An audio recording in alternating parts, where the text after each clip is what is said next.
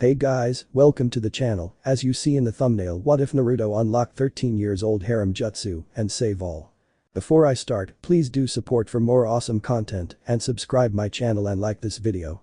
Go support and follow the Rain AGE for writing that awesome fanfic and also make sure to comment on this story, link in the description. Ch.1, it begins. In the calm night, the village of Konohagakure no Sato was sleeping soundly, neither person nor thing making a sound besides the birds and insects. However, all except for one boy was enjoying the peaceful night. In fact, he was doing far more than that, as tonight would be the night that began his dream. This boy had blonde hair, blue eyes, and a bright kill-me orange jumpsuit that would alert any enemy ninja on his exact location, with a pair of dark forest green goggles on his forehead. However, what also made him stand out were 3 whiskers like birthmarks on his cheeks. This boy was Uzumaki Naruto, the Jinchuriki to the Kyuubi no Kitsune. He had to say that he felt greatly about successfully grasping the forbidden scroll of sealing from the cage tower after hitting the old man with his first created jutsu called the sexy jutsu. This technique allowed him to turn himself into the image of a very nude female version of himself that would affect any man in the world unless that man liked a different body part. However, he did wonder how the old man was able to hide that he was a pervert. Well, like everyone says, we all got secrets. Now he was close to the rendezvous point and he would be able to learn one jutsu. Then he thought on it for a moment. Wait, why learn just one jutsu? I have a scroll filled with high-rank techniques that the Hokage's written and I'm supposed to learn one. Fuck that. Naruto said aloud as he sped up to the point that his sensei told him to meet at, which was an empty shed. He looked around and saw that Mizuki has yet to make it here, so he had plenty of time.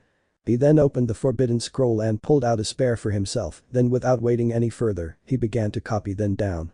It took him about a full hour to copy the techniques within it, due to him reading and sorting through the ones he knew would be beneficial for him and others that he could not even imagine himself doing to another human being or having the power to do it.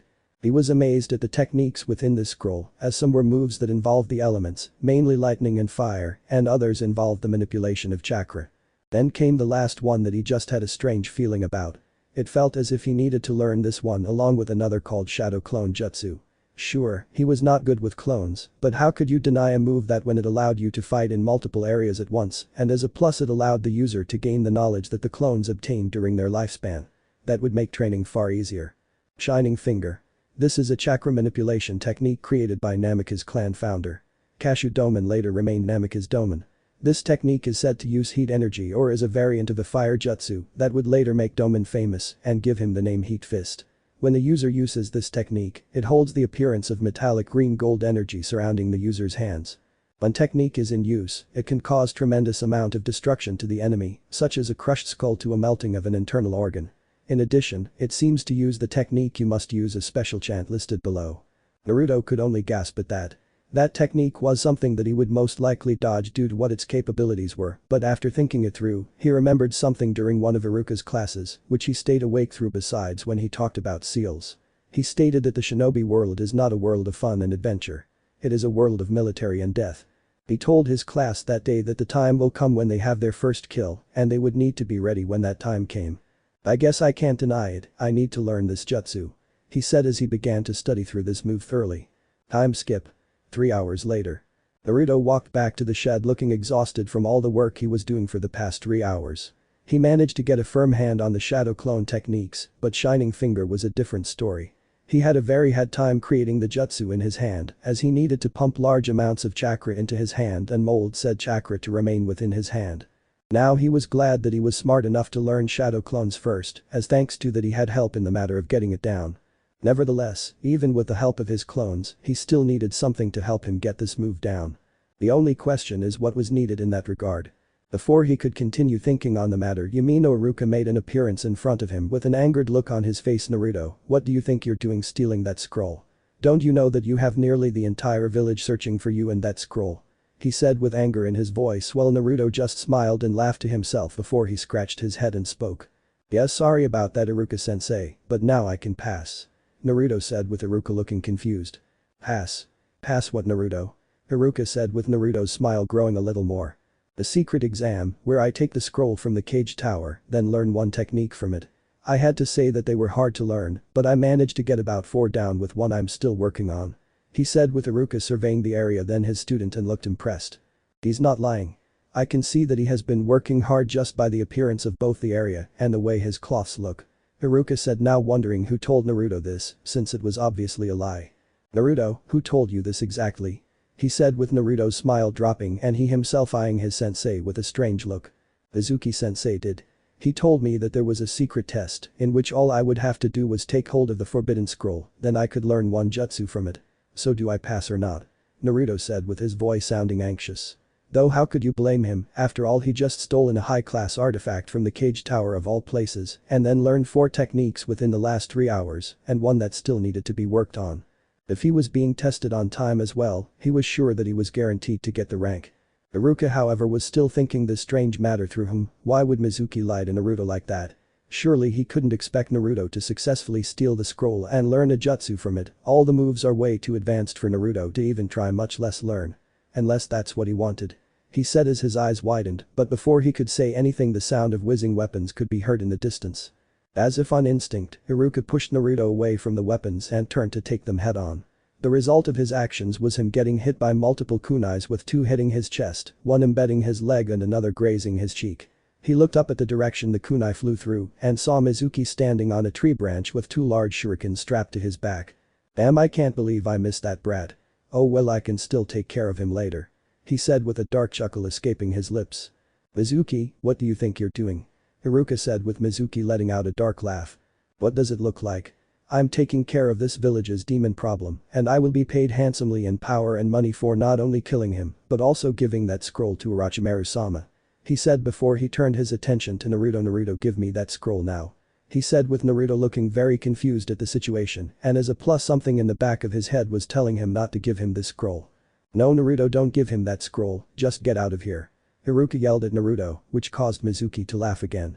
Naruto, don't bother listening to a man that has done nothing but lie to you.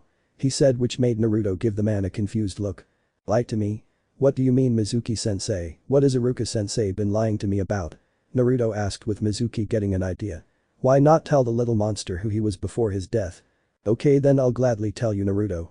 You see, about 12 years ago a great beast known as the Kyuubi no Kitsune attacked our village and in the aftermath of its attack, the Sandaime passed a law as well as a cover story to the true aftermath of the attack. He said with Iruka's eyes widening. Surely, he wasn't speaking of that, was he? The Sandaime passed as law that states that nobody can ever speak of that event under penalty of death. He said with Iruka then realizing that he was telling that story. No Mizuki, you that we are forbidden from ever speaking of that. He said trying to stop this and to protect Naruto.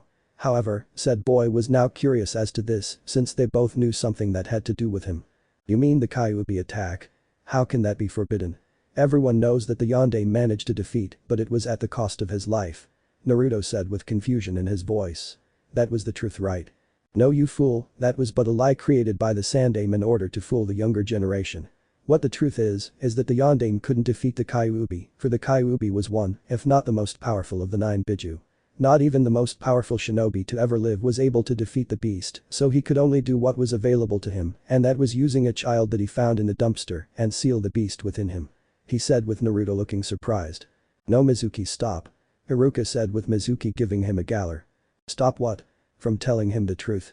From being the only person in the world willing to tell him the truth? No, I won't stop. He said before he turned his attention back to Naruto. Don't you see, Naruto? Everyone here has been lying to you your whole life and even Iruka still wishes to continue the lies. The truth is that the reason why everyone hates you is because you are the Kyuubi no Kitsune. He said with Naruto's eyes widening. What? Naruto asked in a faint whisper while he just froze up. You are the beast that killed all those people years ago and you are the one responsible for nearly destroying this village. That is why everyone hates you and even Iruka does, although you brainwashed him to believe that you were just an ordinary child, however you cannot fool everyone. You Naruto, you are the Kyuubi no Kitsune. He said with Naruto just staring at the man with shocked eyes. Was it true? Was he really a demon? Then he thought about it. How could that be a logical excuse? All he knew was that the Yondaime sealed the demon away within him and yet it could be true. The boy has yet to commit an action that would prove it so. Something was not right with this story and it was time to get the real answer. You're a fool to believe that Mizuki team. Naruto said looking at the surprised look on the man's face as well as Iruka himself doing the same. Sure, that could be believable, but tell me what your proof is. Have I killed anyone? Have I destroyed any homes? Have I even shown the actions to prove I'm a demon? No, I have not. All you stupid and dumbest villagers think on a hunch that holds no logic whatsoever and yet you continue to be idiots and hate me for no reason. Is it me that's the fool or all of you idiots that believe in something that's gotten too far out of hand? Naruto said with Iruka looking shocked. Did Naruto just give the most knowledgeable answer and reason out of anyone in this village? Mizuki himself was surprised by that, but that did not matter anymore. He was already wasting enough precious time as it is, and he needed to get out of here with the scroll. So what, demon or not, the creature still lives through you, and that I cannot allow. He yelled as he grasped the shuriken on his back and prepared to throw it. Iruka looked ready to jump in the way of the attack, but Naruto surprised him by placing his fingers, index and middle, into a cross seal. Go ahead and attack, you fool, and I'll counter it 1,000-fold. He said with a serious expression while his eyes flashed a light green before a green hue surrounded his pupil with a green sparkling like stardust was trapped within his eyes. However, all three of them were oblivious to this, as Naruto himself was preparing to use his newest jutsu. Then let's see you try a Kyuubi, now die. He said, chucking his shuriken at Naruto, who was now prepared to use his new move. Showdown clone jutsu. He yelled. Once the shuriken neared him, 5 copies of himself appeared through puffs of smoke. The original Naruto then hopped over the shuriken, while his other clones ran towards the traitor. However, Mizuki was not willing to lose, much less to a weak little boy. So he pulled out a kunai and threw it at the clones while doing seals. Surely, this would kill the demon, and why not aim for Iruka too? When he finished his seals, he called out kunai shadow clone jutsu, which multiplied his 1 kunai into 100 and took out the clones and was now heading for both Naruto and Iruka. Iruka saw it coming and knew he had to make a choice, and he had to do it now. So without any further delay he ran in front of Naruto, which surprised the boy, and pushed him down with the kunai hitting his back and embedding themselves within it, causing blood to leak out. Naruto could only stare with wide eyes as Iruka took a shot meant for him. Now, the question was why? Why, Iruka-sensei? Why would you place yourself in a situation that would take your life? Naruto asked with Iruka standing up, though it was hard for him due to the amount of blood he lost. Because you and I are like Naruto, far more than you know. I lost my parents when I was a child and nobody wanted me either. So for so long I've been in your shoes, acting like a clown and trying to get attention my way. He said before he coughed up some blood. Don't allow the words of fools make you think that you are not who you are. You are Uzumaki Naruto, not the Kyuubi no Kitsune. He said before Mizuki appeared behind him and backhanded him to the ground. Oh, stop your lying, Iruka. That boy's a demon and you know, and it's time for me to end your useless life. He said as he raised a kunai in the air and held it in a stabbing position. Now die. He said as he brought it down, with Naruto hearing his heartbeat grow before a low growl emitted itself out of nowhere and caused him to black out. Unknown location. Naruto woke within a place that was described as a sewer. He was confused as to how he got here in the first place, since last time he remembered that he was in a forest, now he was somehow in a sewer. Something wasn't adding up, and he now needed answers to this. It was then that he heard a loud growl that alerted his attention, and said growl didn't make him feel any better about this place. But as they say, curiosity killed the cat, and that's what he was now doing. He ventured the halls of the sewers, with the growl continuing to growl louder and louder by volume, before he went down another dark hall which held a light at the end, with the growl being the strongest. He then walked out of the tunnel and saw that he was now in an enormous chamber with a huge metal cage in front of him, with only a small piece of paper holding it in place with the kanji for seal on it. It was then that he saw a face appear before him with red chakra, outlining it with 9 large tails waving behind it, immediately told him who this was. You're the Kyuubi no Kitsune. Naruto said with his voice shaking in fear. Fear that the giant fox heard and could only grin at. That I am my boy, I am the Kyuubi no Kitsune. However, as much as I enjoy your fear, I am afraid that we are running out of time. As we speak you are dying, due to a deadly poison that bastard had on his kunai, that holds an instant effect and is now slowing down your adrenaline which slows down your heartbeat.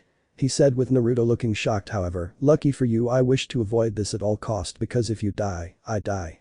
Do you understand? He said with Naruto nodding his. What do you purpose we do? He said.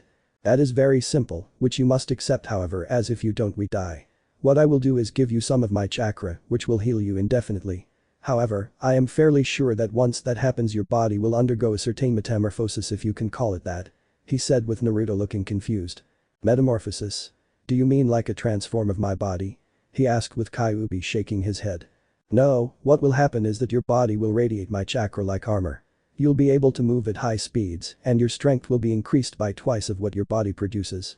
However, this isn't permanent as the effects of this will only be temporary, but with time and training, you can increase the time limit. He said with Naruto looking deep in thought before he nodded and looked the fox right in the eye. Yes, I will accept. He said with the fox grinning. Excellent. Now hold still for a moment, this may hurt a bit. Kyuubi said as his chakra leaked through the bars like red water before it surrounded him and encased him in a red shell before everything went dark. Real world. Mizuki was in pure glee. He did it, he killed the demon brat and was now going to be a hero for this. He just could not wait for what his future will bring, money, power, and girls willing to lay with the hero and bring his seed into the world. Now he had only one thing left to do, kill the demon lover, and then he would get his future. Iruka could just barely see anything, as the blood lost from his body was now fully affecting him. He was losing conscious, but Mizuki was approaching with a dark smirk on his face. "So demon lover, are you ready to join him?" he said with Iruka looking up with disgust on his face. "Oh, go blow yourself," he said before Mizuki laughed before he raised his kunai. "Oh, don't worry, for I'll have plenty of girls to do that for me, but too bad you won't be around to see it," he said as he raised his kunai, but before he could do the action that would launch his future, a giant burst of chakra hit him. He then turned his head back only to receive a huge fist to the face that was very painful. He staggered a bit before he looked up and eyes widened like twin saucers. Naruto was glowing, literally a bright red color that surrounded both his body and his skin. It looked as if the both was on fire and he was the one that was about to get burned. Naruto looked at the man with his eyes remaining their regular blue, but also glowed a red hue, while his face grew a smirk as he saw the fearful look coming from the face of Mizuki. The man that had the balls to try and kill him and his teacher was cowering in fear of him. Oh, how funny when the tables turn. "So you want to be all badass just a minute ago, but now you want to back out. Ain't happening, bitch," he said before he crossed his hands again and called out mass shadow clone jutsu. And brought forth 1,000 clones of himself, each one glowing the same way that he was.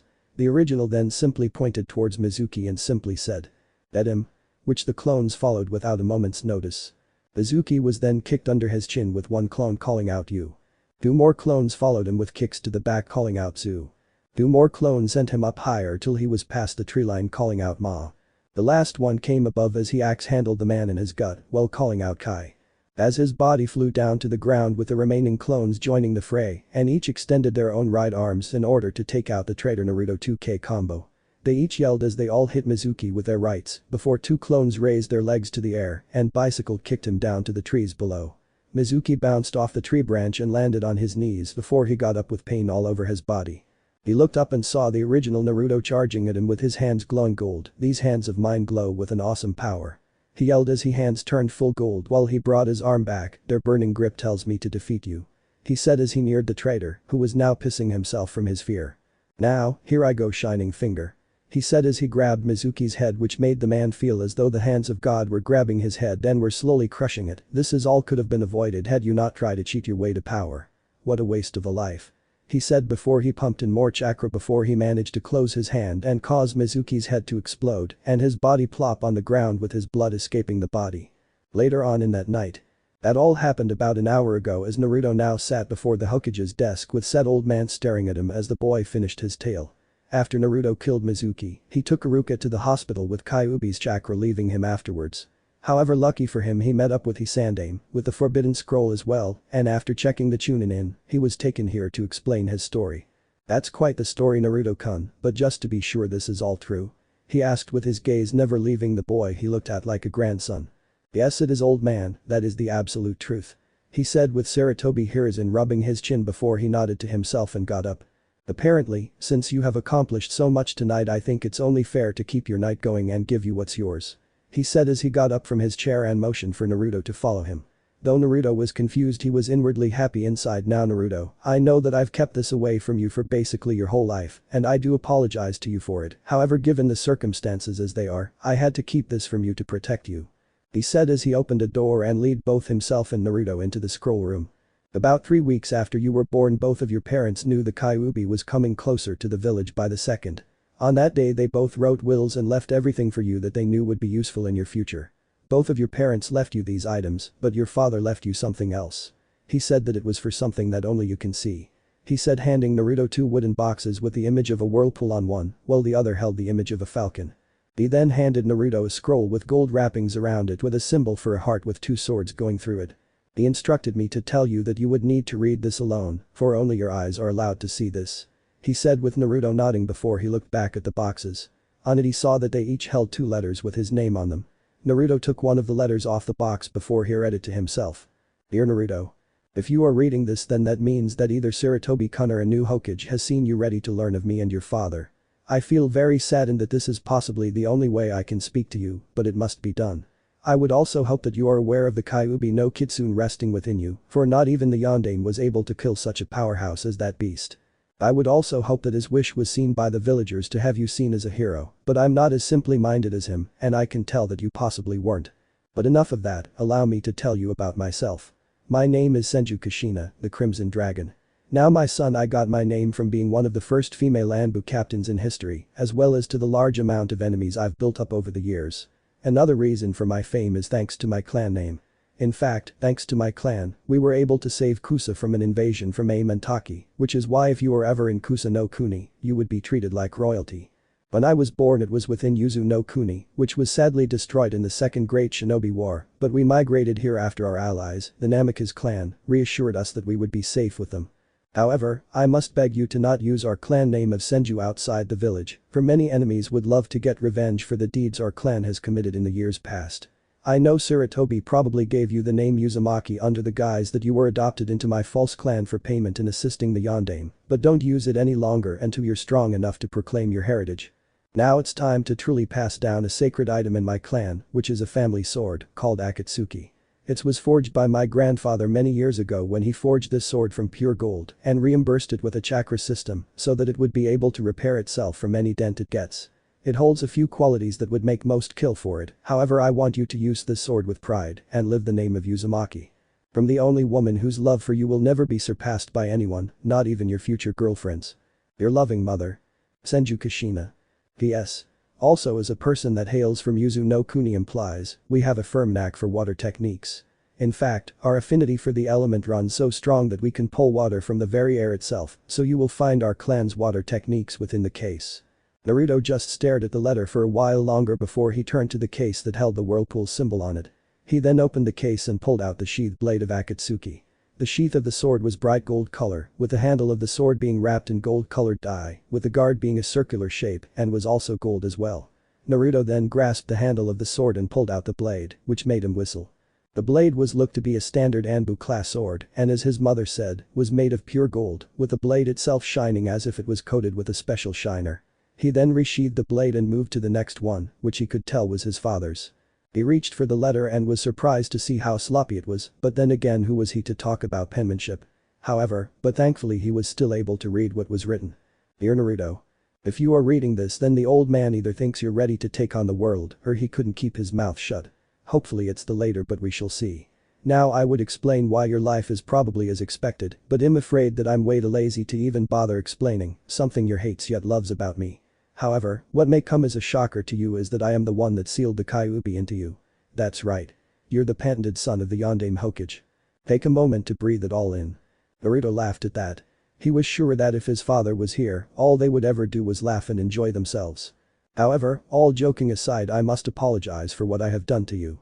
But let me at least tell you that I could only trust you, my son, with such an fierce yet awesome power of the Kyuubi no Kitsune. Besides it wouldn't look cool if I just died on you without giving you some kind of power, right?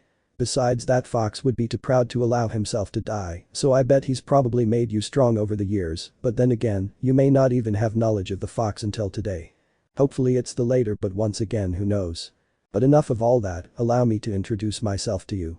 My name is Namikaze Minato, the Yellow Flash, but before I even continue on I must ask you to resist using my last name, due to the large amount of enemies I've built up over the years, especially in Iwa and Kumo. In fact, due to my skill and power, I've almost single-handedly won the war between my village and Kumo and Iwa. It wasn't easy though as it came at the price of one of my students' life and another student to lose his eye in the matter. I can only tell you how much war can change a person and hopefully you won't go through the hardships that I have. It is also with a heavy heart that I ask you to not use the name Namikaze until you are of Jounin level. If you were to use my name, Iwa and Kumo would make as many assassination attempts on your life as Aimantaki would with your mother's name, and that's also excluding the personal enemies I've built in several other villages. So in other words, don't use my name until you yourself are in the right position to do so. Now to you, I leave my family's sword, Savior. Savior is made from adamantine, so it won't be breaking anytime soon. This sword is also a very rare weapon called a chakra sword, as when you infuse chakra into it, the strength of the blade is increased tenfold and is able to cut through almost anything imaginable. It can also work well with elemental techniques, so you'll have a lot of fun creating jutsus to go with this sword. Use it well and live up the name of your legacy well. From the man that can never deny you as his son. Your loving father. Namikaze Minato. P.S. If you are like me, then you hold a knack for wind jutsu. Inside of this box is a scroll containing wind jutsus, some of my personal wind jutsus, and another little trinket I think you may like. The last gift I give to you is the clan's contract for Falcon. They are a noble and intelligent clan, so they would be able to tell who you are the second you summon. It is enclosed with the sword as well, so be sure to sign it when you see it. If you are ever to become a master of the summoning jutsu, don't go around and show off with it, but do enjoy the freedom you feel from flying in the air. It's a feeling that has run in our family for many years. He just stared at the letter in shock. His parents were some of the most legendary ninja to ever grace Konoha, and now he would be able to carry on their legacy properly. He would become one as well, a legend among the shinobi and become what his parents are. Sarutobi then cleared his throat in order to catch Naruto's attention. Now Naruto-kun, seeing as how you read this, I must instruct you that you cannot go around using both clan names. Your parents held many enemies all across the nation, so I would advise you to not use their names until you reach the rank of Jounin. He said with Naruto nodding, even though he already knew it. He felt saddened that he couldn't get back at the villagers anytime soon, as the idea of using his clan names would make them jump at trying to make it up to him, but then he would be abusing his clan name like Sasuke was. He wanted to use his name with pride, not as a way to gain popularity with idiots. So I'm supposed to keep the name of Uzumaki. Well but I guess that's all I can do.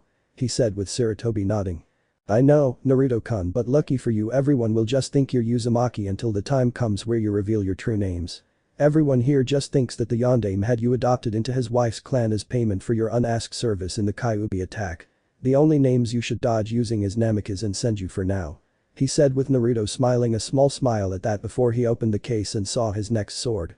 The handle of the sword was also wrapped in dye, which was red and had white diamonds going down the handle. The sword's guard was a rectangular shape and was also wide as well. He then took the blade out from its sheath and saw that it was also a katana-like sword, though the blade was silver and held some kind of red hue around it. He then did as his father wrote and infused some of his chakra into it and watched as the hue grew stronger before he slashed at one of the walls behind him. Sure, he may not have been trained as a swordsman, but he did know how to do that. He then marveled at the now deep gash on the wall and almost went clean through. The only Naruto could do was what he was most famous for. He grinned. Oh yeah, I can see it all now, Namikaze Senju Naruto. The master swordsman. Naruto said with a gleam in his eyes, while Sarutobi just laughed at the boy's antics. Just like his father. Don't get too arrogant. Remember, in order to be a master swordsman, you must learn how to be a master swordsman. And you must also master those jutsus as well. He said with Naruto's gleam leaving, but he simply waved it off. Whatever, now to sign the summoning contract. He said as he took out a large scroll and opened it. Inside he saw many names written on it, but the last one he saw belonged to both of his parents. Hiruzen then explained to him on how to sign the contract, which involved him signing his name through his blood. Hiruzen then told him the seals required for the technique and then told the boy to come back to his quarters after said boy strapped the contract to his back and grabbed both of his swords. Is there anyone in the village that can teach me, old man? He said with the old man nodding his head. Yes, I can, however I am inclined to tell you that since the academy is on a 3-month vacation, you will be trained by him during that time alone. Once that time is up, I will have to place you on a genin team. Whether or not he chooses to continue training you is up to him, but for now he will be your sensei. Sarutobi said before he opened up a list of Jounin ninja and transferred some of his chakra into one of the names. When you became a Jounin, this was a method used to summon you, be it a mission or request. He then turned to face a still shocked Naruto when he heard the man say genin team. But don't I have to pass the exam first? I didn't pass the exam because I couldn't make proper clones. He said with Hiruzen scoffing. This is a special matter, Naruto-kun, and also in case you've forgotten, I'm the Hokage. I can choose to make anyone I chose into a ninja, and in your case I'm more than willing to make an exception. Plus you also managed to steal the scroll of seals without detection, escape from the cage tower unnoticed, defeated a Chunin, captured and executed a traitor who broke a law by death, as well as learning several advanced techniques. Do you really think I would deny all that because you couldn't perform one of 3 weakest jutsus in the world? He said before he pulled out a headband with a long black strap attached on it and handed it to Naruto. That belonged to your father. For some reason he always hated having one thing look like everything else, so he would always try to stand out and be seen, never to blend in. He said with Naruto putting the headband on and marveled at the feeling he got from it. Thanks, old man, I feel closer to my dad now than I've ever felt before. Naruto said before a cloud of smoke appeared and out stepped a young man that looked to be in his mid-20s. He wore a dark blue outfit with a Konoha and vest over it. On his back was an Anbu-class katana, which looked very elegant from a distance. He also wore his headband like a bandana, which covered his hair, but not the few stray locks of dark brown that protruded his face. "You called me, Hokage-sama?" The man asked while covering his mouth, though Naruto sized him up on his appearance. "He's my trainer. He looks like all it will take is a light tap on the forehead and he'll crumble into dust." Naruto to himself. You have a lot to learn about being a ninja, and the first rule is to never underestimate one. Not by their appearance, not by their power level, not even by the way they act are you to underestimate someone," said a voice that Naruto was very familiar with. "Kyuubi. How are talking to me?" Naruto replied mentally. "Due to the circumstances of our little meeting, it created an empathy bond between us. That allows you and I to communicate mentally without the use of you coming to my gate. I can also sense everything through you, and I can also use my kin sense of detection trough you. Who knows, if you prove yourself, I may even teach a little something I know, but don't think that I'm going soft, I still hate you." Kyuubi roared out before he cut the link fully. Naruto could only sigh at the antics of his tenant but still listen to what he said on ninjas never underestimating ninja. "Yes, I did call you and I'm glad you came in on time. Naruto-kun, meet Gekko Hade, your new sensei. Hade-kun, meet Kazuma Naruto, your new student." Hiruzen introduced the two with Naruto showing enough respect to the man by being the first to extend his hand which Hade shook. "It's good to, meet you Naruto, Hade said with some happiness in his voice. "Likewise sensei, though I must ask, how is it that you look close to death yet you are able to be a ninja?" He asked, not trying to sound offensive, just curious. "Don't worry about this Naruto, it's a condition I've had for many years, but I am still able to fight," he said with Naruto nodding his head while Hiruzen spoke to both of them. "Well then Naruto-kun, I shall leave you in Hade's ever-capable hands. He is one of the best all-around swordsmen in the village and I am very confident that you say do well under his tutelage," he said with Hade and Naruto nodding.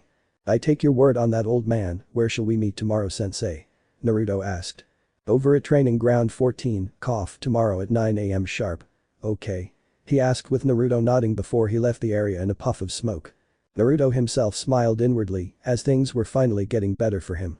One could only hope to have knowledge of what the future held in store for us, but he knew deep down that it would be great. Things are about to heavy in this place, Naruto thought to himself. Naruto stood in the training ground his new master told him to meet him in after coming about 15 minutes early. The boy just sat there and could only look at his new swords with childlike glee. For over a decade of his life so far, the one thing he always wanted to know was what happened to his parents. He would always stay up at nights thinking about them, wondering who they were or where they were. Always wondering if they left him or if they were dead. Lastly, if they loved him, something he's been desiring his whole life. However, soon it would come to a point in which he just stopped thinking about them, nor what happened to them, and try to become Hokage. Now that all changed in a matter of day, as he was now a Konoha genin and was a member of the Namikaze and Senju clans. After waiting for another 5 minutes, he decided to kill time and read the second scroll that his father left for him. "Dear Naruto, I'm afraid that due to the current status with the Kyuubi no Kitsune approaching the village faster than I expected I must write this all down quickly, but I can't fully explain the purpose of our powers. Now, we are of the Namikaze clan, and our nicknames are the Sky Rulers, and reason for that is due to our bloodline Dijutsu called Star Rush. Now granted that this bloodline is nothing like the Sharingan and Byakugan bloodlines in the Hyuga clan or that stick up the Asuchiha clan, this bloodline is far more unique and potent. Don't get me wrong it is a good bloodline such as its power to increase the sixth sense and gives us motion seeing abilities like the Sharingan and increases our line of sight like the Byakugan, but what sets ours apart is its power over our chakra. Whenever this is in use our bodies are able to expel our chakra all over our bodies and propel us.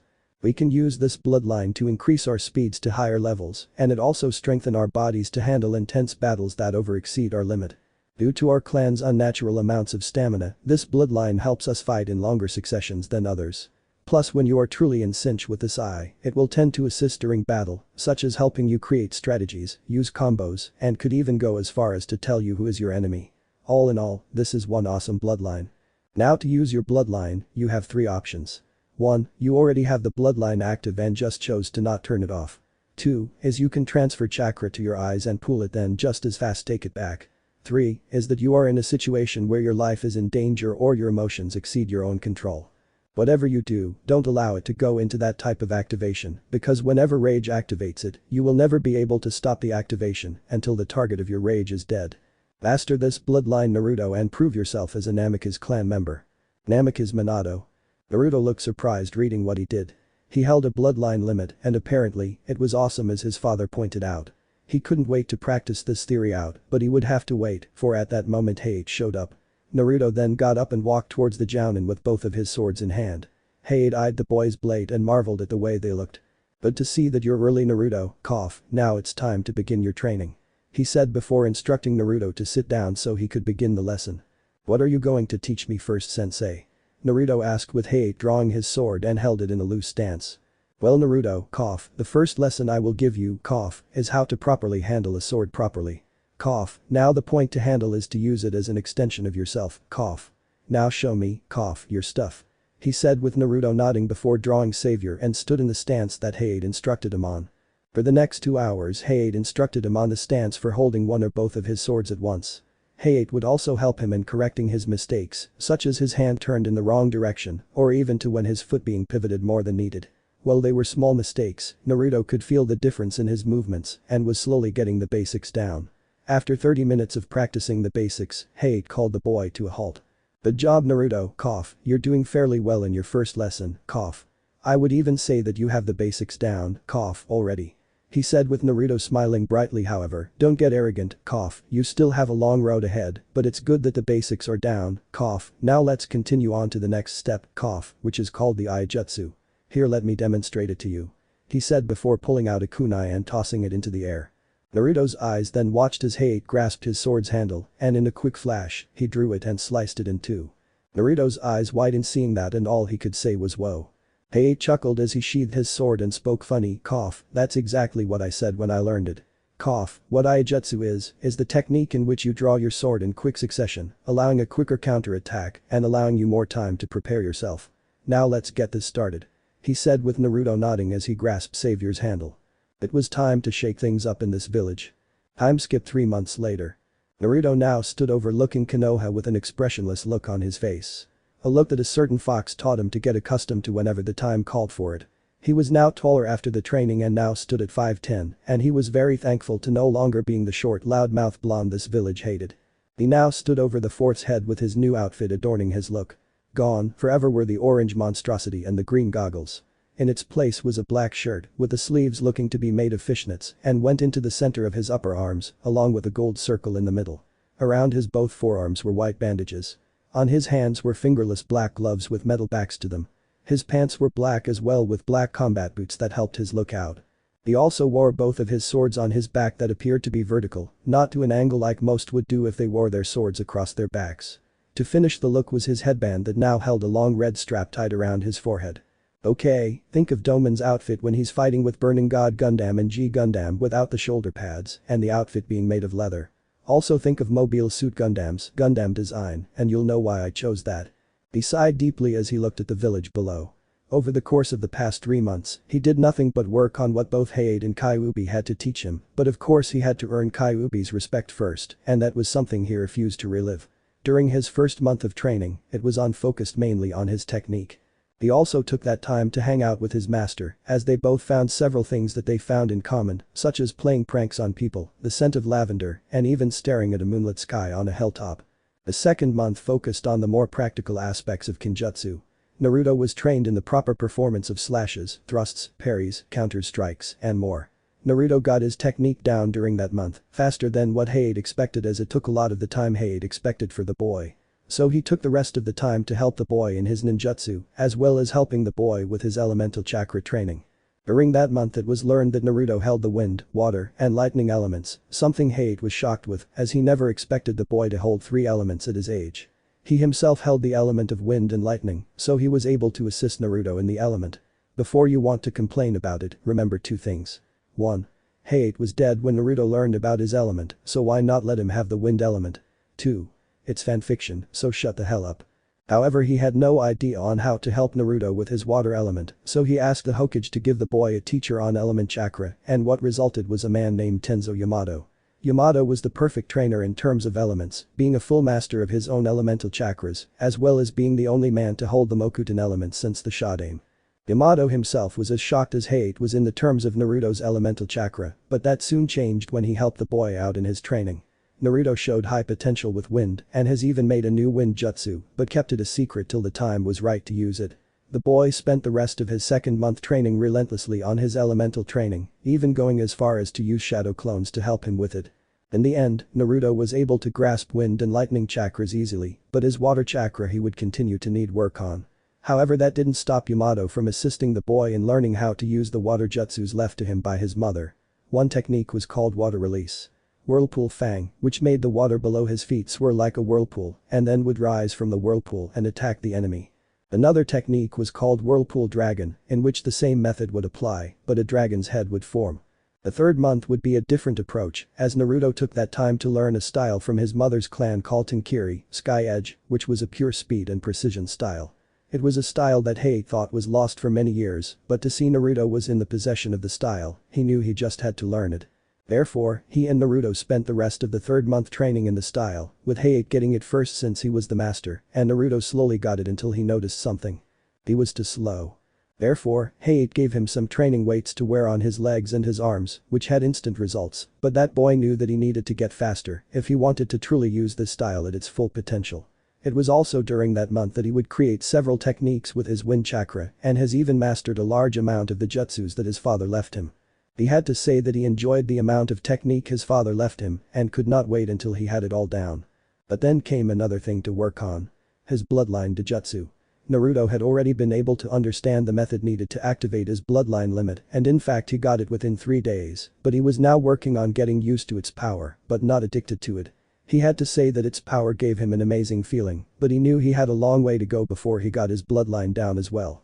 Shaking the thoughts from his head, he bit his thumb and did some seals before calling out summoning jutsu. And in a puff of smoke a big white falcon appeared besides the boy. Without even speaking, Naruto hopped onto the falcon's back and like so it took off into the air and flew towards the boy's destination. The Konoha Academy. Meanwhile, the purple-haired woman looked around the brand new apartment that now belonged to one Uzumaki Naruto. Said woman was dressed in very sexy clothing, which consisted of a black mesh and an orange skirt with a tan trench coat over it. Her headband was tied around her forehead with her purple hair tied in a peacock-like style. After making a request to get out of the rat hole he once lived in, Sarutobi decided to move Naruto to a brand new apartment. The apartment was a 2-bedroom, 2-bathroom with a large living room with an open kitchen and a balcony. The living room was rather cozy with an L-shaped sofa and a recliner chair that middle-aged men referred to as the king's chair and a large television attached to the wall. The kitchen was your average-sized kitchen in an apartment building, but this one had an electric stove and oven. Naruto also decided to take up cooking lessons during the last 3 months, seeing as how he could no longer eat ramen for breakfast, lunch, and dinner every day. Now as an afternoon snack or whenever his huge craving for the stuff came up, then that was a different story. The 2 bedrooms were of great length, with he himself taking the master bedroom of course. He used a second bedroom as a study thinking room in which he would sit down and create new jutsus or read one of the book-filled bookshelves that the Sandaime so thoughtfully provided for him. His bedroom held a king-sized bed with a television as well and a closet filled with cloths that the Sandaime once again provided for him. The purple-haired woman had to say that this is a very nice apartment and for the boy to the bachelor that lived here must be great. If he had a girlfriend then they would definitely be sexually active, seeing as how they wouldn't have to worry about someone walking in on them. So Anko, what do you think? He said with the woman now identified as Anko, letting loose a low whistle. This is one nice place. I'm almost tempted to ask the kid if I can move in. She said with Sarutobi letting out a little laugh to himself. Well, I wouldn't count on that, Anko-chan. If you moved in, the boy would be turned into a pervert. He said, emphasizing her choice of dress. He himself couldn't help but spare a few glances at her himself, but thanks to his years as a shinobi, he could do it without her seeing, and oh boy did he enjoy it. So tell me, why would you want me to teach him? The last thing I heard he was taken in as hate student. She said with Hiruzen nodding. Yes, he was, but I chose you to train him because you're the best selection I have. In terms of ninjutsu, I could have Kakashi train him along with Uchiha Sasuke and Haruno Sakura. However, I find that due to recent circumstances and Hei's report of the boy's progression, I find that placing him on a team wouldn't be the best option. I wouldn't doubt Kakashi's ability to train him, but he would feel the need to focus more on Sasuke due to the boy holding the Sharingan bloodline and he himself being the sole Sharingan master in the village. Besides, Naruto would need a direct sensei, one that would take the time to help him out personally and would be able to work well with as a unit. And all hands pointed towards you. He said with the woman sighing. Who was she to complain about that when she herself was trained by a sole person? Alright, I guess I can take the brat in as my student. Who knows, this may be more fun than you're letting on. she said with the old laughing a little before he began to walk out of the room. Oh, I think I should tell you that the boy is a swordsman. So who knows, he may be teaching you some things. He said with Anko stopping for a moment before a smirk came to her face. Maybe this will be more fun than she thought. In the academy. Hyuga Hinata sighed as the bickering between former best friends and rivals, Haruno Sakura and Yamanaka Ino, continued in the place that was once their classroom. She could not even begin to express the happiness she got from the fact that today was her last day in this class, as that meant she no longer had to deal with those stupid bitches. She would always wonder how two girls like that would be able to become or would even be considered shinobi material. Plus they were fighting over that Uchiha boy of all people. For some reason, she along with a few other girls found nothing that would make him even worthy of her affection.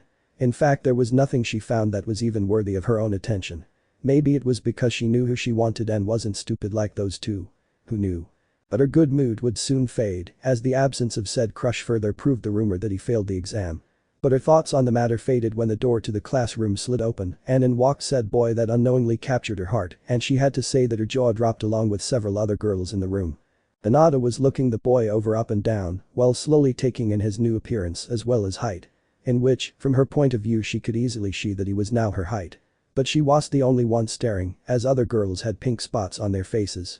Naruto got hot were the thoughts of the girls within the room, but before a single word could be uttered, the door to their classroom opened once more, with the teacher, Yumi no Iruka, walking through the door. The scared man then caught the sight of the new Naruto and froze. He could have honestly thought that he saw the yondaime standing in the room, but looked like a younger version of himself and held markings on his face. Naruto, please take a seat. He said, regaining his composure along with the boy nodding his head before he looked around the room. The boy found that not a single seat was open, which made him unconsciously snarl, which was an action he'd grown accustomed to during his training. Unbeknownst to him, the girls found it sexy and made a plan to try and get him alone in a dark room. After a few more seconds of searching, the boy found an open seat besides Hinata, which made the girl blush since he was looking her way. While the boy was walking forward he began to feel the stares of the girls looking his way and that made him sigh inwardly. Damn, why do I have to have fangirls? Naruto thought as he sat beside the Hyuga girl, who was now blushing like a bright red tomato. Because kid, you can't help it if girls now find you attractive by appearance. I told you getting rid of that orange lady repellent monstrosity would get you eyes looking your way. Kyuubi said with Naruto inwardly sighing. After all, he fought with a fox through tooth and nail about his jumpsuit and how much he enjoyed it until Kyuubi told him that if he didn't get rid of it then he wouldn't teach him anything or assist him in anything. That right there marked the day he would make a truly hard and tough decision. Getting rid of his image as the orange-wearing village idiot or receiving training from the most powerful of the Kaiu no Biju. Well, it wasn't that tough, but it was life-changing. He immediately tuned his former teacher out as said man went into a boring explanation about their futures and how hard it would get for them. When the scared Chunin was through he then went into announcing the new genin teams with team 1 through 6 being ignored since they weren't important characters to the story. Oh crap, I wasn't supposed to say that. Oh well. Team 7 will be Asoho Hibiki, Haruno Sakura, and Uchiha Sasuke. He said with Haruno laughing out loud. Hot take that Ino pig. She shouted while holding up the peace sign toward the girl. Oh shut up forehead girl. Ino said with Sakura looking ready to continue before Iruka intervened. Team 8 will be Inyazuka Kiba, Hyuga Hinata, and Aburame Shino. He said with Kiba shouting for joy while Hinata muttered damn it under her breath. Team 10 will be Nara Shikamaru, Yamanaka Ino, and Akimichi Choji. He said with Ino banging her head on the table while Shikamaru and Choji were happy that they were on the same team.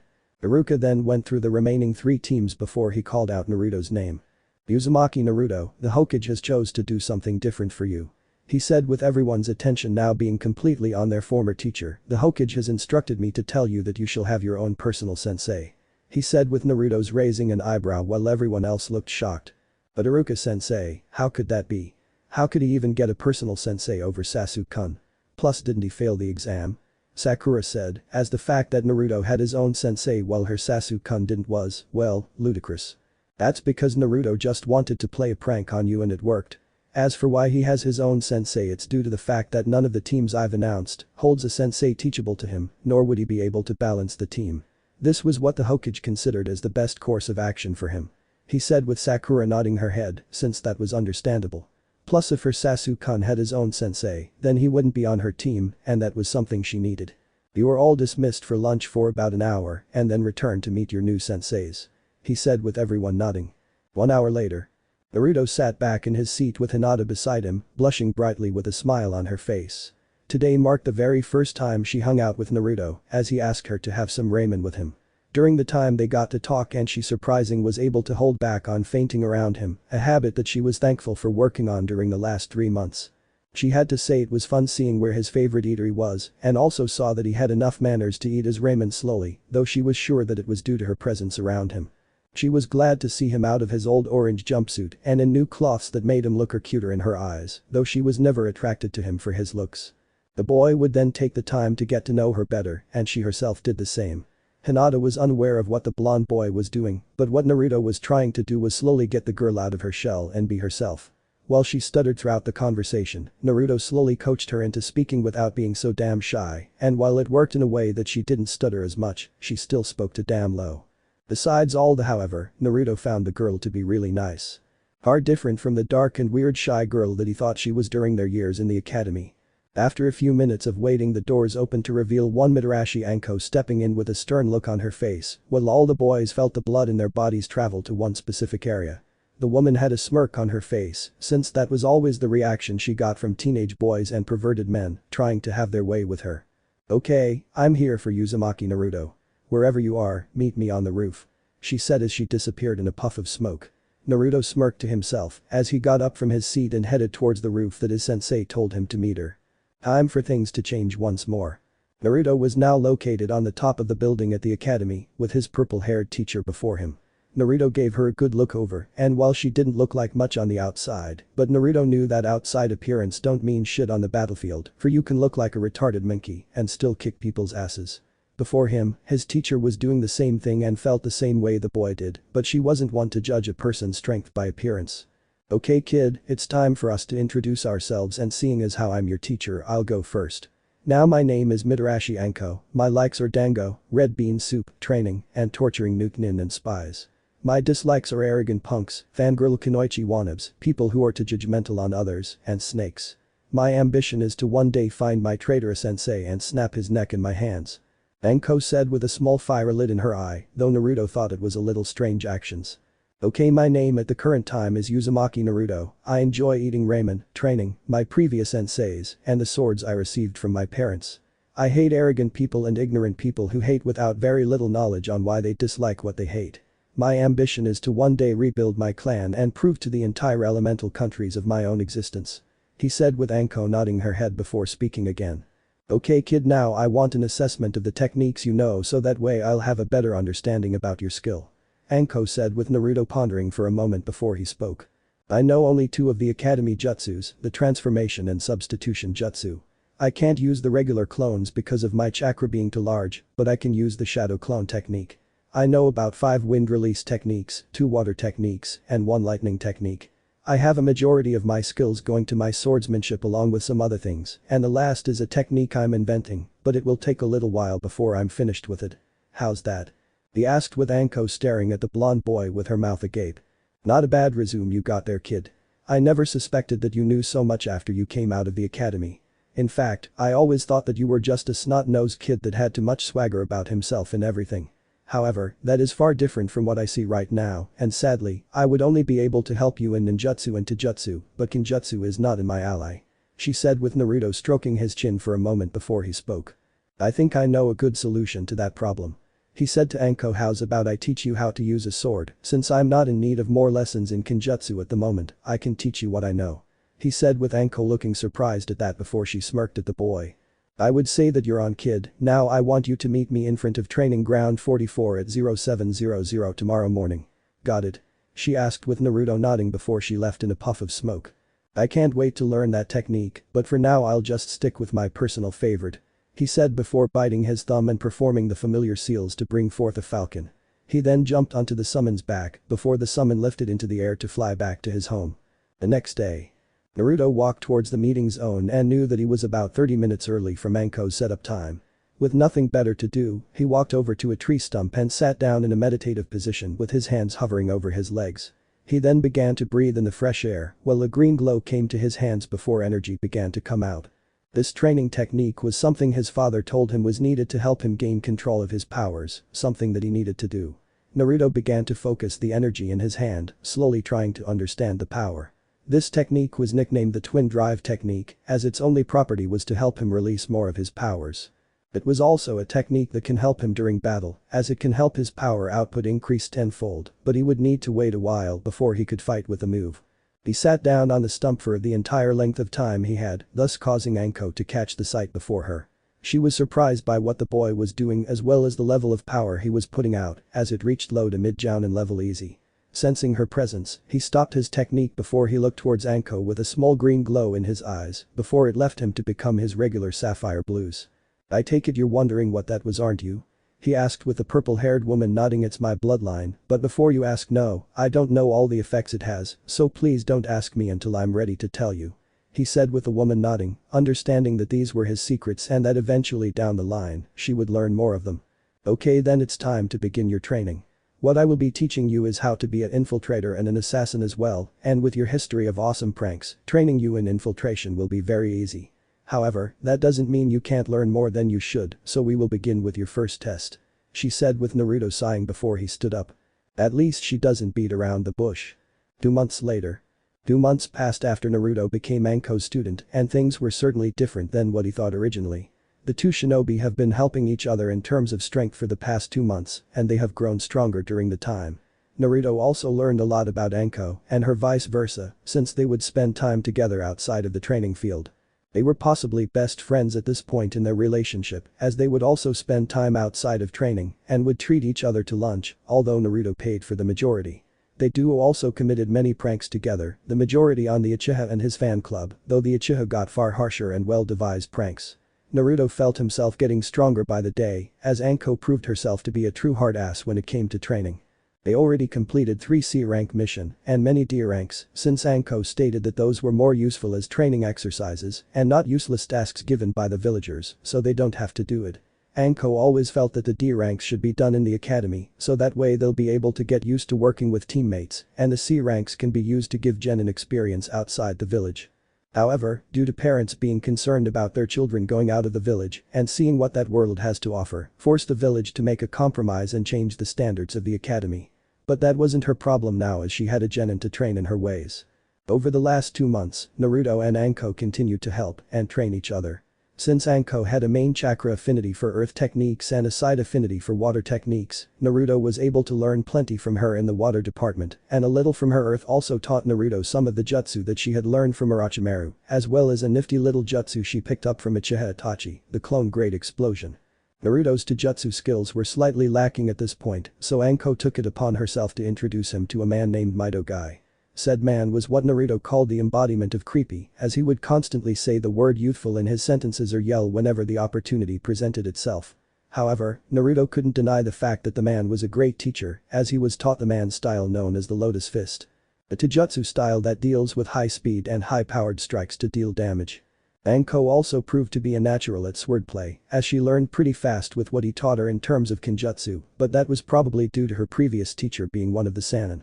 She also learned some of the techniques he got from the scrolls, along with some of the wind and water techniques he got off his parents' scroll, and boy, did she get a kick out of them. Anko even took it a step further and combined 2 of the techniques into a new one, but she would tell him what it was, only that it would surprise him when she used it. The two grew closer together over the time, and due to them being students to the other, it only helped them gain a stronger relationship to the other.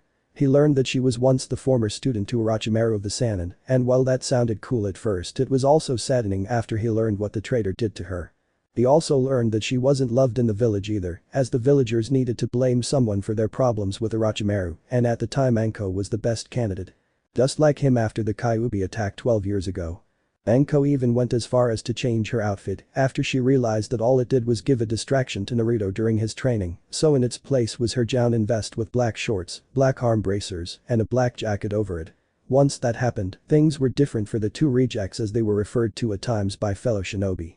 Over the last 2 months, Anko made sure that Naruto learned everything that he didn't during the academy, as well as the stuff he would have learned later on. She taught him the chakra control techniques such as tree walking, water walking, chakra burning, chakra balancing, and elemental control. She also taught him several other techniques, along with the other variants of the shadow clone technique. One of which was said to have been created by Uchiha Itachi, called the clone grade explosion technique. It was said that Itachi hated the idea of clones being less useful in battle than just adding to the fight force, so he created a technique that would overload a clone with chakra to the point that it was a pressure cooker ready to explode. However, said technique could only be used by those with high amounts of chakra and can handle the strain of the technique, being only himself and Anko, since they were friends. Needless to say, Naruto felt honored to be one of the three that can use this technique. The duo now stood before the Hokage after just completing another lame D-rank mission of walking the dogs, or at least it would have been had Naruto not suggested they do things a little differently. Naruto suggested that they take 5 dogs and feed them chakra pills to give them more energy and more strength. They would then tie ropes around their waist and focus their chakra on a board so that they may float in the air. Anko liked to call it extreme dog walking, as the dogs did all the work and they had all the fun doing it, plus it gave them the ability to train their chakra control. "Okay you two, I decided to give you guys a A-rank mission this time," he said with Naruto and Anko smirking at that. Iruka looked worried at that and felt the need to address it. "Hokage-sama, are you sure that that is a good idea? I mean Naruto is too young to be on such a mission of the caliber," he said with Naruto looking at Iruka for a moment as if the man grew a second head, however the Hokage responded to the statement. "Iruka, I am well aware of Naruto's age, but that is not a matter of concern, as he is more than able to perform a high-rank mission," he said with Naruto smirking at him. "Now then your mission is to," Sarutobi was saying until the doors opened and revealed Team 7 walking in the room. Kiba currently had a pissed off look on his face as they just finished a joint E-rank mission in chasing that damn Hellcat. Tora. The damn cat escaped for the 15th time this month and yet the woman couldn't buy a house for the damn cat. Kiba however was pissed because of the scratch marks on his face after he grabbed the damn felon and had to take it scratching his face up. "Damn it Hokage-sama, I'm not doing these stupid chores anymore. I want a better mission," he said only for Kurenai to smack him across his head. "Please excuse him for his behavior Hokage-sama, he's just upset that the cat scratched him up," she said with Naruto letting out a small laugh. "You know that the best way to catch that cat is to just give it some candy. That cat will do anything to get something sweet," Naruto said as he and Anko took that mission only 2 times, and while Anko didn't like it, Naruto didn't mind since that cat was just trying to get away from his crazy master. "Dope. What are you doing here? This place is only made for shinobi not losers," Kiba said with Naruto smirking at him. "Funny how people like to judge others without even knowing them, must be a trait that losers like you hold. Oh well," he said with Kiba scowling before he looked towards the Hokage, who smirked his way just getting a pretty good idea. "Very well, you shall get what you want Kiba-san seeing as how you just gave me an idea," he said with everyone looking surprised, even Iruka. Hiruzen then pulled out a scroll and placed it on his desk before he spoke to the 2 genin teams. "Your mission shall be a B-rank protection mission of Team 7 in their mission to the Land of Waves. It appears that he deceived us into thinking that the mission was a C-rank, when in actuality it's an A-rank mission after they were attacked by the Demon Brothers and Rakusho Aoi. I want you to meet up with Team 7 and help them complete their mission. Also seeing as how you guys are also in need of a mission as well, I shall be giving you an A-rank mission and assisting Team 7 and 8 during their trip to Wave Country," he said with everyone looking surprised that Naruto was getting a higher class mission. Needless to say someone voiced their opinion and that some was none other than Kiba. "Wait Hokage-sama, why are you sending that loser on this mission? It will do more harm than good," he said with Anko letting out a small laugh, catching everyone's attention. "I think you guys need to stop going by what you learned from the academy, as that will be your downfall just like underestimating Naruto-kun. The fact is that Naruto is the most deserving of the genin within the village, as he could very well be the strongest genin within Konoha," Anko said with all the genin looking as if they just heard the world's greatest secret. "Naruto is one of the strongest genin within Konoha. Impossible. No lady you're wrong. Naruto Baka is a dope who couldn't fight his way out of a wet paper bag. I could mop the floor with him in a second." Kiba said only for Naruto to laugh at that, causing everyone to look at the blonde boy. The blonde boy then gave a playful smile at the dog boy before he held up his right arm. Hidden shadow snake hand sending out 4 large pythons at Kiba, who was now wrapped into snakes and was looking scared by their appearance. The others stared at the blonde boy in disbelief as he walked over to the dog boy and dismissed the snakes while Kiba looked at the boy in fear. "Don't mess with me again or else you'll see something far worse than my snakes, okay pumpkin?" Naruto said while smacking Kiba onto the ground before turning back to the Hokage, who also had a smirk on his face. "Damn" was all Anko could say at that point, along with everyone else nodding their heads. Kurenai then shook her head in disappointment before she spoke. "Thank you Hokage-sama, we accept the mission," she said with Hiruzen smirking before handing them the scroll to their mission. "You have 2 weeks to complete the mission, so be at the village gate in 1 hour.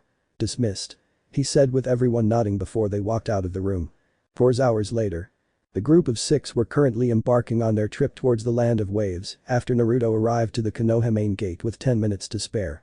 However, all the attention was on him as they saw him walk in a casual stroll without a care in the world about the upcoming mission. Upon the sight of his stature and pace in front of them, they couldn't help but feel as though he was being a bit full of himself currently. Hinata felt as if he was becoming arrogant, and that was something she never wanted her Naruto-kun to become. She took a big gulp before she spoke up, unknowingly catching the attention of everyone around her. Naruto-kun. Why are you acting so arrogant? It's not like you at all. She asked with everyone looking at her surprised, since she was not one to start a conversation with anyone, and with Naruto, it was damn near impossible. I'm not acting arrogant, Hinata, it's more of a feeling of being free from the restraints in the village after getting cramped up in the village for so long. Naruto said, as he was tired of being in the village for so long without stepping outside to see the world for what it truly is. This was another reason why he loved being under Anko's tutelage, as he didn't have to wait for his teammates to catch up to his progress and would receive higher ranked missions faster. You've been out of the village already. But how can you be allowed to leave when you're the dope? Kiba said with Naruto sending another smile at Kiba. Hey, I think I need to bring my snakes back, don't you agree? He said with Kiba shaking his head in fear. No, don't bring them out again. He said with his puppy looking scared as well. Good. Naruto said before turning back to the front. Naruto-san, what made you change so much? I don't remember you acting like this while we were in the academy. Shino spoke once more, surprising people since Shino never talked unless it interested him in some way. I changed because it was the right time to do it. The truth is that I didn't like the way I was even before I graduated, but I also wanted to keep everything about me secret until the right moment to reveal them came. So I simply hindered what I could do in front of you and Voila, you all fell for it and you immediately put me off as nothing. So if there was ever a time in which we would fight, don't think you'll get an easy victory over me because you won't. Naruto said, ending the conversation. They continued on until they caught the sight of Team 7 and Tazuna sitting near the place that they called camp for the night. When the group of 4 looked towards them, Tazuna smiled at them for coming to his aid and was thanking God that he picked the right village to take care of him and his problem with his home. I take it you guys are the backup we asked for? I guess it can work out. He said looking at his team and saw Sasuke was currently glaring daggers at Naruto, who smirked at him since he was still pissed about the last prank that was pulled on him. It was a simple prank that involved the Uchiha's underwear and some ninja wire attached to it, along with Naruto using a bird summon to pull on the wire. The rest is self-explanatory, with Sasuke's voice sounding high, shrill, echoing throughout the village that day. Dobe, what are you doing here? We asked for backup, not an academy dropout loser. Sasuke said with Naruto simply giving him a small smirk. Just like you did when your brother got through with your clan that night. Naruto said, knowing the topic that would push Sasuke's buttons. Sasuke soon gave off the very reaction he knew was coming and was about to attack him until Kakashi got in front of Sasuke, shaking his head to tell him don't bother. He then turned around and stood before Naruto with an eye smile. It's good to see you again, Naruto, but do you think that you can delay the comments of Sasuke's family? You know that it's a touchy subject for him.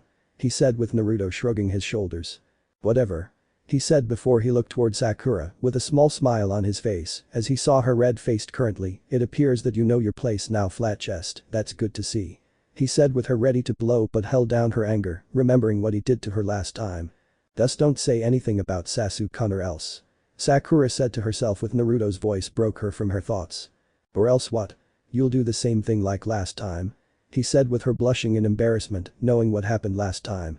The 3 Jounin watched this in confusion, but decided to let it go since they had a mission to complete. Okay, let's get going everyone. There is a lot of ground that we need to cover if we want to get there before sundown. Kakashi said with everyone nodding before they went back on track to the land of waves. 1 hour later. The group was currently sitting within a boat that Tazuna called for before they arrived to the area they were currently traversing through. The Jounin all flanked around the boat on top of the water as it floated along the bank on its slow leisurely pace due to the driver shutting down the motor to not alert Gato's spies that they have arrived back to the land of waves. Naruto was currently sitting at the front of the boat in a lotus position while Team 7 and 8 gazed at their surroundings. They could see through the thick fog the outline of the bridge that was still being constructed at the hands of Tazuna, but it was still a marvelous sight to uphold. Wow, look at how tall that thing is, Akamaru.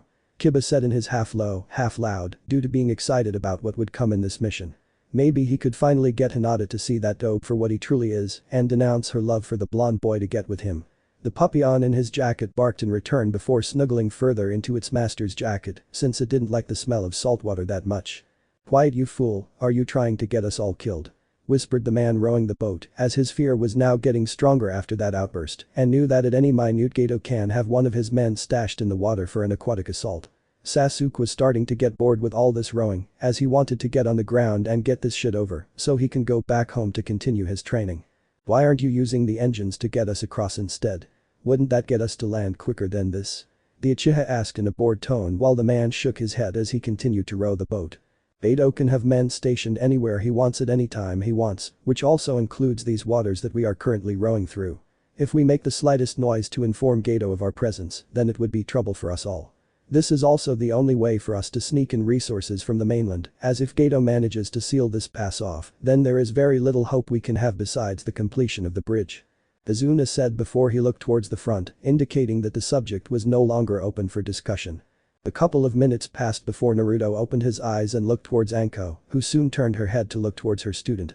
Sensei, there is a very powerful chakra signature in the distance, possibly 30 miles away from here. Naruto said with the others looking at the blonde boy in confusion. Are you sure, Naruto? Anko asked, knowing that the blonde used his shadow clone technique behind everyone's back and had it survey the area before they landed onto the ground. Yes, my clone just sent the information to me and he felt a strong signature from his location. Naruto said with Anko nodding while everyone looked at the blonde boy in confusion, although Sakura was the only one to ask a question. What are you talking about, Naruto? In case you haven't forgotten, you can't even make clones. She said with the boy turning towards her, making her stiffen for a moment as the boy spoke. It's a different clone technique called shadow clone jutsu, which allows me to create solid clones that can send the information that they learn back to the user.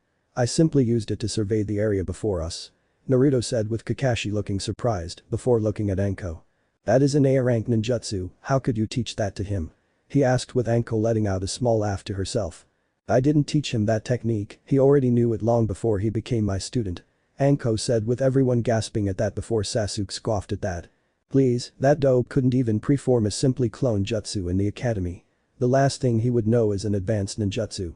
He said with some of the traveling participants letting out a small sigh before Naruto sent Sasuke a hard look before he held up his right arm. Kiba's eyes widened as he heard Naruto call out his hidden shadow snake hand technique, which soon wrapped themselves around the black-haired boy and caused Sakura to look on in horror. Sasuke felt a fear roll through him before the snakes vanished in a puff of smoke before Naruto spoke. Next time when you want to insult someone, make sure that you know their power level needle, Naruto said before looking towards the front with the others looking at the blonde in surprise. Anko just couldn't hold back the smirk on her face, proud of her blonde-haired student that continued to make her proud every moment that they trained together. Such a good student of mine. 2 hours later. The group was currently walking down another dirt road with the Jounin ahead of Tazuna and the Genin, who were currently surrounding their client in a diamond pattern. Sasuke and Shino took to guarding Tazuna's front, Kiba and Sakura took up Tazuna's sides with Sakura on his left and Kiba on his right. Naruto and Hinata currently took up the rear, with the wide-eyed girl currently blushing brightly at being near Naruto so close that she could reach out and touch him. She was currently thinking of words to say to the blonde-haired boy, but all came off to stupid in her mind and it was starting to get her frustrated. Naruto on the other hand was currently getting a feeling over his body that someone powerful was coming and they would have to face him, mainly himself. He was so caught up in his thoughts that he failed to notice Hinata finally gathering enough courage in her heart to speak to the boy. What's wrong, Naruto-kun? You seem distracted about something. She asked, causing him to snap out of his thoughts and look towards her. Yeah, something is bothering me, but I don't know what it is exactly. Naruto said with his eyes slightly darting to the left into a tree, getting the feeling that he can tell where this person's presence was. Well, what is it, Naruto-kun? She asked with a little worry in her voice, which caused Naruto to scratch his head sheepishly. It's just that I keep getting this feeling that we are going to be encountering someone very powerful in a matter of moments. He said with a small smile on his face, while she held a look of concern on her face, but then again I could just be acting all paranoid at the moment since I never held a feeling like this before. Naruto said with Hinata nodding her head before sparing a few glances at the blonde boy before she heard a rustling noise to the right of them. Naruto acted quickly and pulled out a shuriken, then tossed it towards the source of the noise, alerting everyone of what he just did. The plane was silent for a few seconds before the blonde-haired swordsman walked over to the bush and pushed them aside to find a shaking white snow hare standing under the shuriken, which if was just a bit lower, would have killed it. Naruto Baka, just what do you think you're doing? You just scared a poor hare half to death. Sakura chided Naruto with Kiba snickering at that. Look at you, dope, you can't even tell that those noises were coming from a little bunny, right, Akamaru? He asked his puppy, who barked in response to his master's statement. He would have said more had Naruto not drawn his two swords, which caused everyone to shut up and pay attention to the boy as he stood up and faced Anko with a serious look that was all about the fight that was soon to come. "Sensei, we have company," Naruto said with Anko nodding her head as she took out her sword, which caused everyone to pay attention to the sensei and her student. "What are you guys talking about? It's just a harmless no hair, there's no danger here," she said before Naruto pointed savior at the rabbit she was now holding and trying to calm the creature down. "That is a snow hare, but it only has a white pelt during the winter season when the ground is covered with snow. That in this breed isn't native to this country at all. It's most common in Mizu no Kuni, which means that either this thing has ran too far away from home," he was saying as he turned his head to a tree behind them with a critical eye, "or someone is trying to distract us," Naruto said preparing for the fight that was bound to come. Meanwhile, Haku looked from her, "Yep, you know I only do female Haku, unless I don't plan on pairing them up, which is very hard," perched position on a tree 30 feet from the group. Zabuza said not to interfere unless it was truly necessary, so watching and seeing through any of the enemy's tricks was the only available option. Meanwhile Zabuza, who was breathing slightly after the quick kawarimi he had had to perform, lay against the trunk of his current tree. That boy who had discovered his hiding place first and was intrigued by this boy. He was the one who killed Kairaku. A smile played across his face, hidden beneath the bandages he wore to cover the lower part of his face, as he raised his sword up and to toss towards the group of shinobi below. This would be most enjoyable indeed. Back to the travelers. Naruto's eyes widened as his danger senses went haywire as he grabbed hold of Hinata and Anko, yelling "Get down!" and pulled the girls to the ground. A large whirling disc of silver erupted from the trees to their side and was now heading for their heads, making the group all fall to the floor, with each one bringing someone down with them. The sword sailed over their bodies and nearly cut a piece of Naruto's hair before it ascended and hit the tree in front of them, almost as if that was what the person who threw it was actually aiming for. A body soon appeared on the handle of the sword, with his back turned to them. The person that stood on the handle of the sword was an adult male that stood at roughly 6'7" with a dark aura radiating off him. He wore a pair of purple pants with vertical marks running down them with camouflage ankle and arm warmers. He was completely bare-chested, which showed off some of the scars his body held, with his face and neck covered in bandages to obscure his facial features, except that his face was void of eyebrows. His eyes held a cruel glint behind them, almost as if he was planning to bring mass malice and pain towards them in the next few minutes, with the last thing to complete the look was a headband that he wore at an angle that bore the Karigakur no Sato symbol on it. Well, if this isn't quite the surprise. It seems that you have purchased quite the task force to protect you, Tazuna. You must have saved so much money just to put it to waste. The man said with Kakashi narrowing his eyes at the man before him. Lamachi Zabuza, A-class missing ninja and the demon of the bloody mist. Kakashi said with his voice telling that he was very serious about this person in front of him. The man called Zabuza let out a small laugh as he looked at the jounin of the group. "Look at this," added Kakashi. "The copy ninja, Yuhi Kurenai. The illusion mistress and Mitarashi Anko. The snake charmer. I never would have seen you three together on a mission, I suppose that I should feel honored somewhat," Zabuza said before seeing Kakashi raise his hand to his headband and pushed it up so that it would be straight before he opened his right eye to reveal a fully mature Sharingan. "Oh, you're going to use your Sharingan so early? I guess I should once again feel honored again," Zabuza said in a mocking tone, while the other genin looked at the masked man in surprise, while Naruto scoffed at that. "That eye is nothing but a joke, all it does is give the bearer a way for him to cheat in the shinobi world instead of doing everything on his own. Kakashi is only strong with that eye, but without it then he's about as strong as an angry cat that just got wet," Naruto said with all the attention now on him, with Zabuza now turning his attention to Naruto, who still held a serious look on his face. "Oh? And you think that you can do better than Kakashi?" he said with Naruto simply cracking his neck left and right before he stared Zabuza right in the eye. "I don't think I can, I know I can," he said with everyone gasping at that. "Naruto, have you lost your mind? You can't fight that guy no matter how hard you try, just let Kakashi-sensei deal," she was saying with Naruto raising his right arm. "No, I want to fight him just to see how far I can go in a true shinobi fight. I want him to take me to my very limit so that I may get stronger," Naruto said with Zabuza letting out a small laugh. "Very well then, kid, I suppose that since you ask so nicely I'll grant your wish, but don't think that you're going to be leaving here alive," he said making a few hand seals before calling out ninja art. Hidden mist jutsu causing a thick mist to build up around the area they stood in. Naruto simply smirked to himself as he drew on his two blades. "Let's rock." Ch.4, Swordsman Clash. Several days passed after the fight between Naruto and Zabuza transpired, something that gave Naruto a brief look at where he stood in terms of pure skill level. He already knew that he was stronger than most of the Chunin in the village and could go toe-to-toe with a few of the Jounin in the village, but Zabuza literally forced him to go all out and truly test his limitations. His actually skill level in his perception was that he was mid-Chunin borderline high Chunin and going the distance with everything in his body, low Jounin. Then add in Kyuubi's power and then he would reach high Jounin. So in all truth, Naruto came to one final conclusion about his skill level: he had worse than the Uchiha.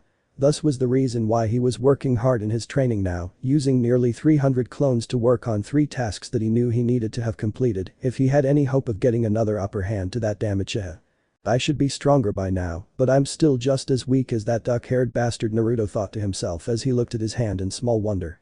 I wouldn't perceive it as that bad, kid.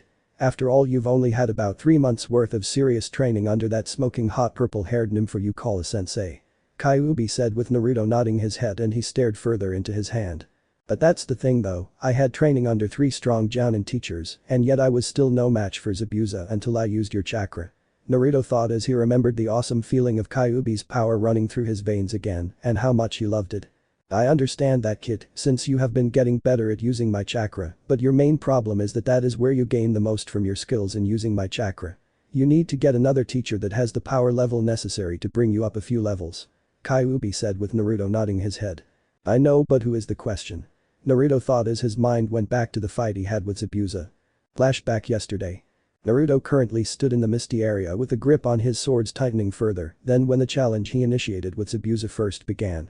He could tell just by the sight of the situation he was in that this man was the real deal and could not be taken lightly, regardless of how confident he was in his progression over the past couple of months. He continued to gaze around at his surroundings with his hold on his swords remaining strong before he acted quickly and hopped into the air while Zabuza's sword smashed into the ground he once stood.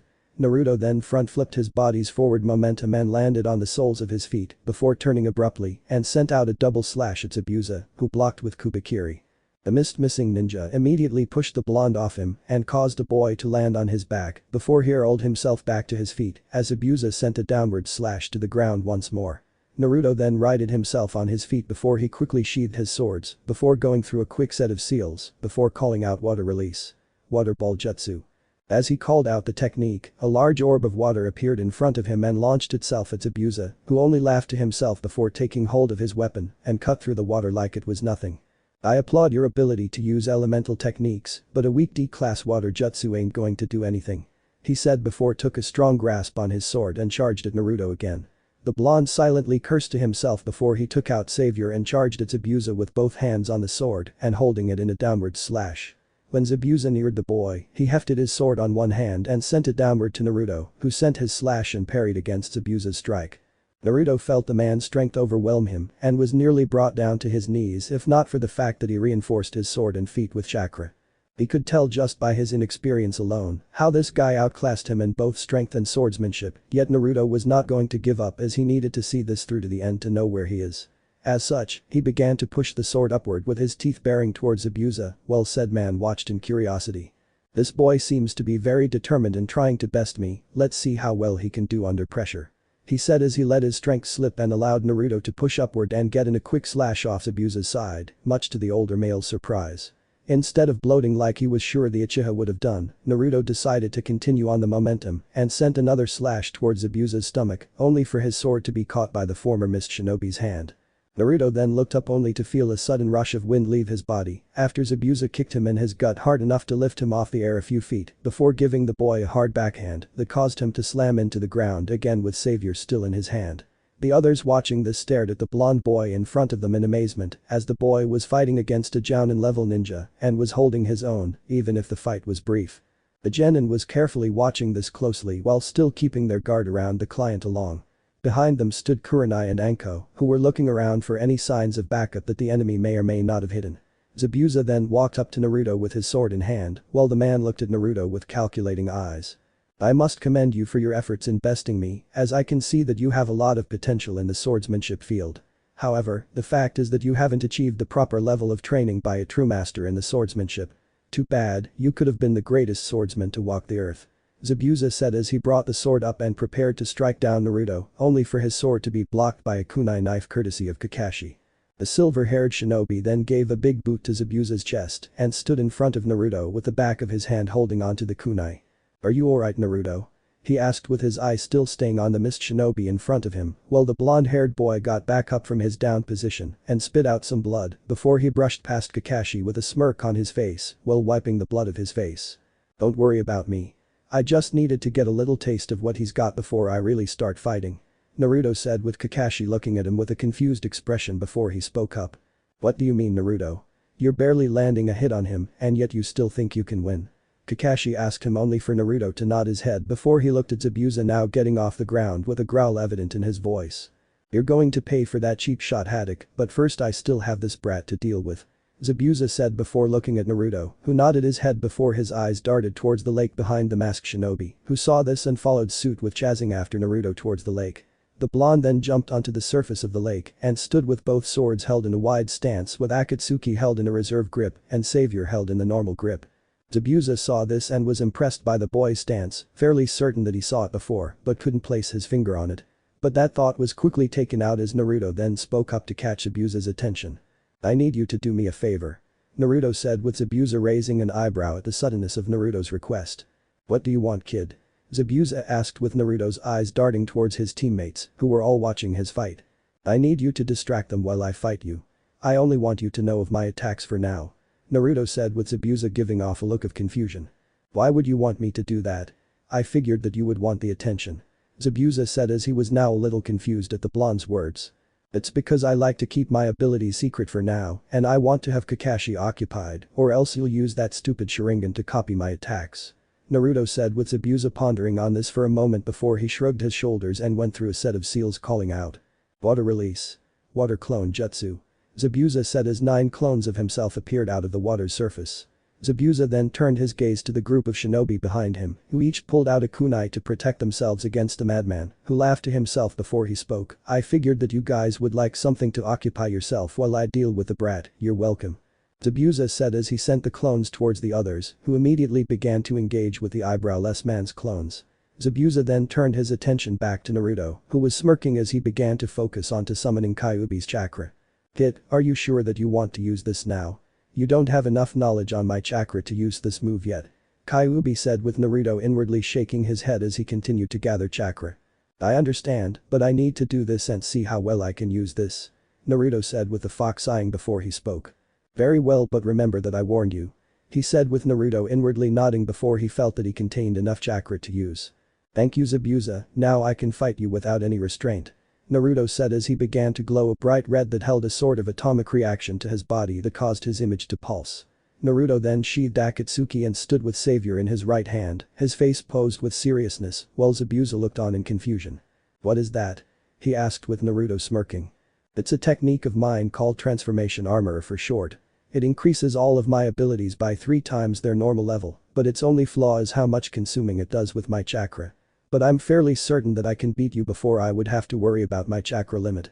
Naruto said with Zabuza laughing slightly to himself before he remained in his stance. Well, let's see what you got. Zabuza said with Naruto nodding before charged towards the nuke nin, the water exploding upward due to the boy's speed. Zabuza's eyes widened seeing that and immediately brought up his sword to block the strike of Naruto that appeared before him. Zabuza was then surprised again when he felt the strength that was embedded to the sword by the boy's single slash, letting Zabuza know that the kid was not kidding when he said that his technique tripled his abilities.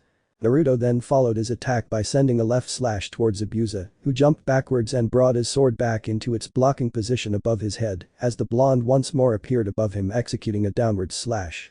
A large pulse came when the strike connected, and Zabuza knew that he needed to do something fast, or else he would lose this fight to a kid that's not even in puberty yet. Zabuza then sent a backhand towards Naruto, hitting him square in his face and causing him to sail through the air, but still gaining his composure to skid along the surface. Zabuza then went through several seals before calling out water release. Water Fang, sending several spirals of water that appeared to fangs towards the boy. Naruto cursed slightly under his breath before he sheathed his sword and went through a set of seals himself before holding his hand before his body calling out wind release. Grand Vortex. Upon calling the technique's name, a large force of wind gathered in front of his hands before blasting forward, tearing through the lake and heading straight for Zabuza, before going through another set of seals and held his arms at shoulder length apart wind release barrier. Protection of the gale. The fierce wind soon picked up around the blonde and formed a shield to protect him from the water attack, but would allow Zabuza to take the time to gather enough chakra to use his next move that should take the boy out. As soon as he saw Naruto's jutsu end, it was then that he began his jutsu sequence, causing Naruto to look towards the eyebrowless man and instantly recognize that jutsu sequence. The blonde then began his own sequence, already knowing what he wanted to use and knew that it would come in handy to determining how he would win this. Both shinobi continued their sequence until each stopped on their last one and called out water release. Water dragon jutsu, wind release. Air dragon jutsu. From that call, a large mass of liquid began to rise from the lake in the shape of a large dragon, while wind exploded forward and turned into the shape of a dragon. The dragons circled each other before they both cancelled each other out, but before Zabuza could gather his thoughts, he was hit suddenly by the blonde boy and flew towards the dry ground on the side. Zabuza soon got up from his down position and looked up to find Naruto standing before him going through some seals. Water release. Great waterfall. He called out as water formed above his head before it fell on top of Zabuza and carried him towards a tree, leaving him taking strong breaths. Naruto then fell on one knee as he felt his body reach the limit with the still in effect. He then cancelled the technique and soon felt his body recover slightly from the use of the technique. "So kid, how does it feel to use that technique in battle?" Kyuubi asked, since he could tell that the kid enjoyed using it. "I've never felt a power like this before. I guess your chakra really is something else," Naruto thought as he got back up to his feet and stood tall before slowly walking towards Zabuza. "Well, you better get ready for the next training session. I got the feeling that you're going to need to know this technique if you plan to survive," he said, with Naruto giving off a look of confusion but quickly shook it off as he looked towards Zabuza, who was struggling to get back to his feet. He then grabbed his right hand and began to focus his chakra to the center on his hand, which began to taking on a gold-like aura that spoke trouble in Zabuza's eyes. "This hand of mine glow with an awesome power," Naruto said as held up his right arm in front of his face, the glow becoming stronger by the second. "Its burning grip tells me to defeat you," Naruto said before he got bent down on both knees before launching himself towards the downed shinobi, calling out, "Now, here I go, shining finger," he yelled, but before he could connect with his technique, Zabuza was quickly hit with a pair of senbon in his neck, killing him instantly. Naruto soon stopped his forward progression and called off his technique before taking hold of his two swords, holding them in front of him to fight the new shinobi in the area. A large whirl of wind appeared before the blonde before it cleared to reveal two masked figures, each wearing the mask of a hunter shinobi and bearing the Kurigakure symbol. Naruto gave a look of confusion to both of the hunters that arrived but saw that they weren't trying to attack him, causing him to lower his guard. "Thank you for your assistance. I was waiting for the right moment to attack, and thanks to you, I have now completed my mission," said the shorter hunter with the voice holding a female tone, which was a low alto tone. "Yes, thank you. We have been hunting this man for quite some time and haven't figured out a way to take him out, but thanks to you we did," said the taller hunter, who clearly held a male voice that was around low tenor tone. The female hunter then bent Zabuza and quickly slung the body over her shoulders before making a one-handed Tora sign farewell. She said before both she and the one that stood beside her vanished in the wind along with the body of Zabuza. Although he should have felt elated that he had defeated such a strong opponent, Naruto felt that something wasn't right about that oinen. If he didn't know better, he'd have thought the two were in cahoots. He soon put that idea on the back burner when he heard the sound of footsteps approaching him behind. "Naruto, what happened to Zabuza?" Kakashi asked as the group appeared beside the masked man, with Naruto turning to the group. "I'm not too sure, but I think he was taken away by an accomplice," Naruto said, with everyone looking confused. "What do you mean, Naruto? Didn't you beat him?" Sakura asked, with Naruto shaking his head. "I almost did, but a hunter showed up and killed him before taking the body away, but she didn't burn the body on the spot like they were supposed to," Naruto said, with the others looking towards each other, but before they could say anything Naruto spoke up again. "Look, let's just get the hell out of here. I'm getting seriously tired," Naruto said before he felt himself losing consciousness fast and was starting to fall forward, causing everyone to yell his name and rush to his side. Then flashback. After that, Tazuna took the entire group to his home where they were introduced to his daughter, who instantly grew worried when she saw Naruto's unconscious body and took him to a room where he rested for the remainder of the day.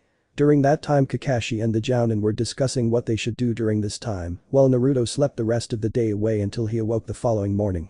When he first awoke and noticed the location he was currently in at the time, he first went onto the defensive but soon dropped his guard when Kakashi appeared before him to have a quick chat.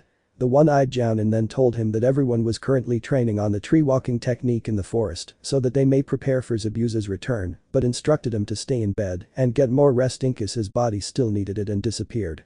Naruto raised an eyebrow when the silver-haired shinobi said that, but he chose to go against the man's orders and got out of bed.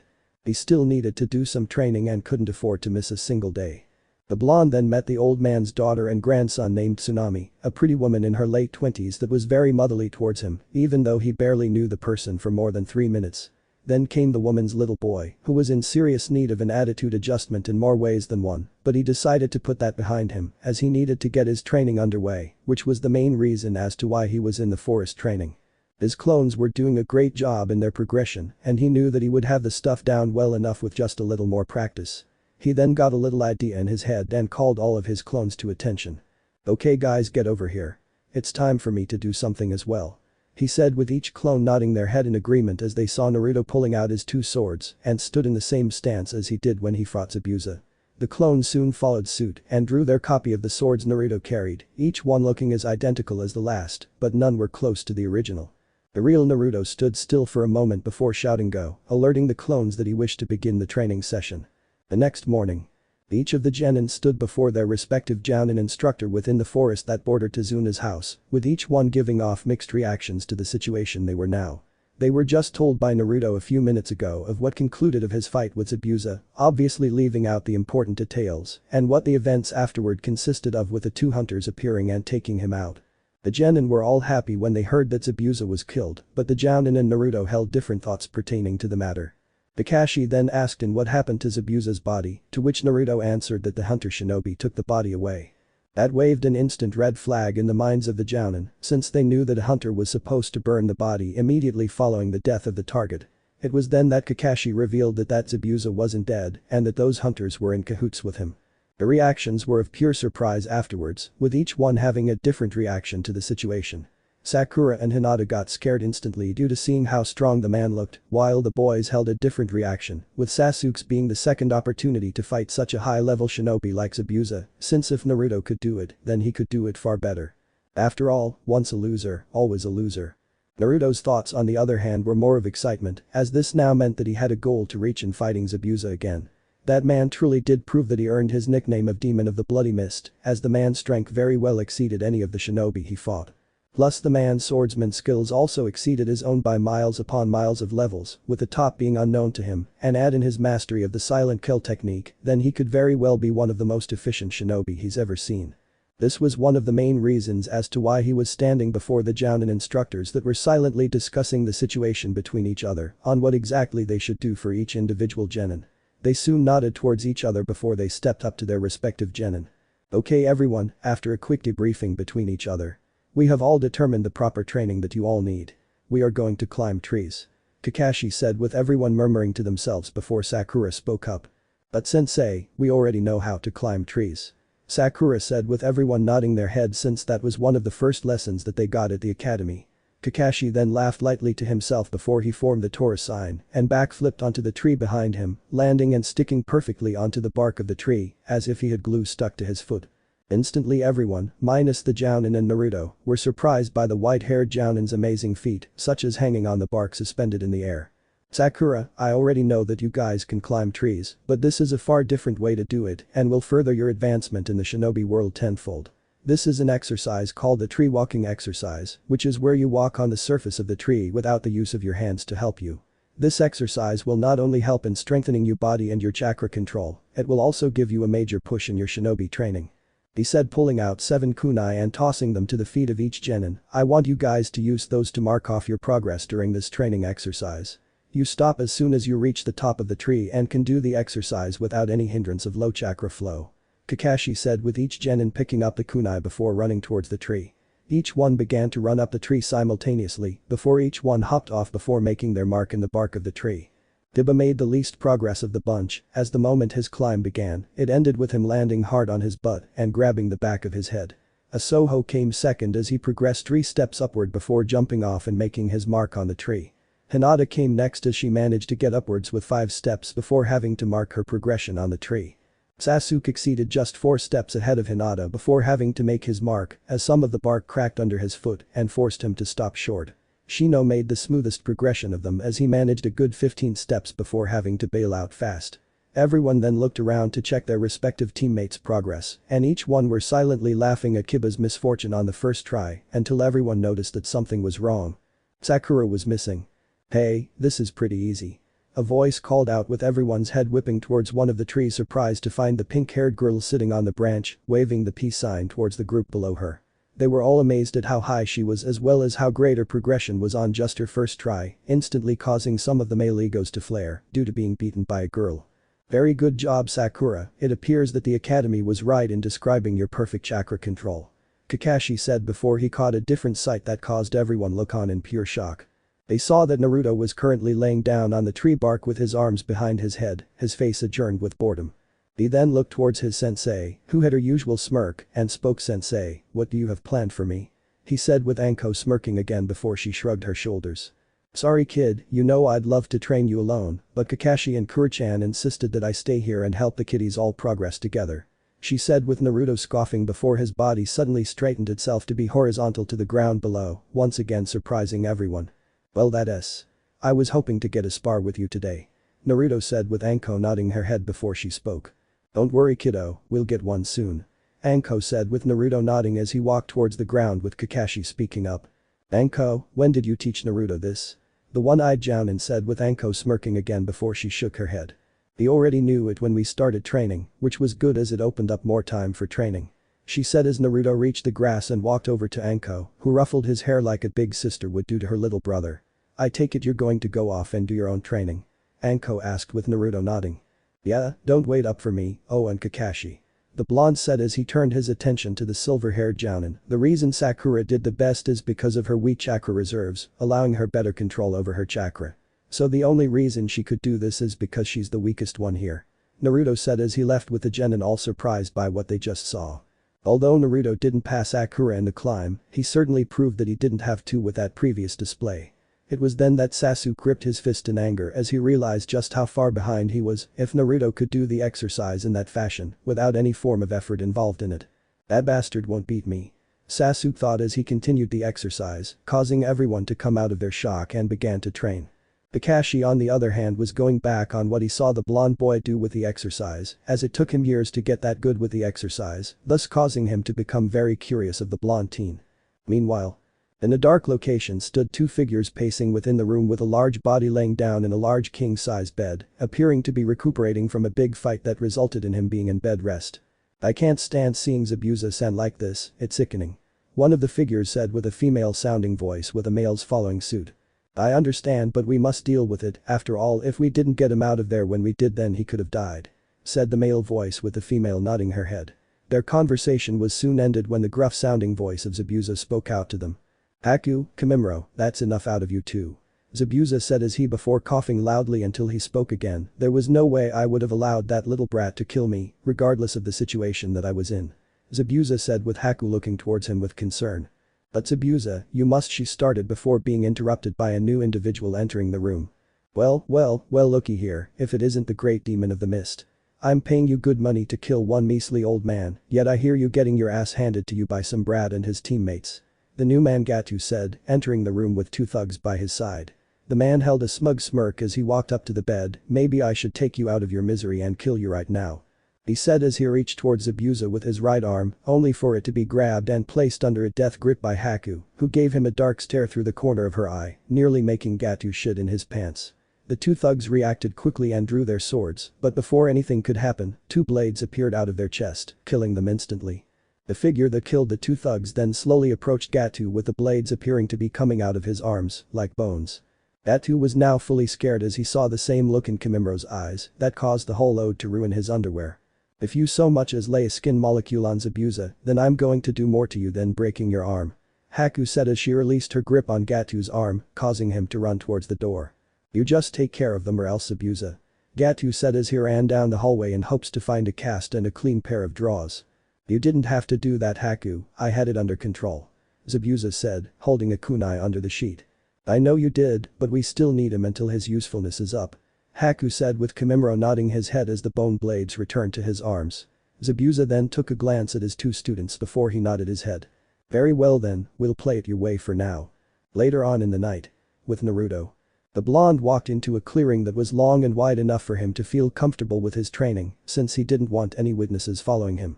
Although it was technically the middle of the night so it wouldn't have mattered what he was doing, but just in case he made a few clones to alert him if anyone followed behind him. He then formed the familiar cross symbol to summon a shadow clone which appeared before him instantly, but something was very different with this clone, as he had red eyes and long whisker-like marks on his cheeks. The clone then looked around and stared at his hands for a moment before looking back up to the original. I was hoping you would do that. Do you know what it's like cramped up in that damn cage for 13 years? The voice of Kyuubi said through the clone with Naruto shaking his head. Duly noted, I'll let you out more often. Anyway, I thought we could get a little training in before the others try to come find me. Naruto said with the clone nodding his head before he stood within a stance that caused Naruto to do the same. I'm proud of the way you handled yourself when you fought Zabuza with the technique, but you also proven to me that you need far more help than I originally planned. I'm going to focus this time only towards the development of and once you've proven to me that you can indeed handle its power, then I'll give you something that made your father's clan legendary amongst the shinobi plane. Kyuubi said with Naruto raising an eyebrow, but before he could comment on that statement, the clone was already on the attack. The next morning. It was a bright, sunlit morning. The birds were chirping contentedly as they drank the morning dew from the leaves. They took flight as a young girl with long, silky brown hair walked through the forest. She was wearing a pink flowery kimono, and her beautiful dark brown eyes were drinking in the enchanting sight of the morning forest.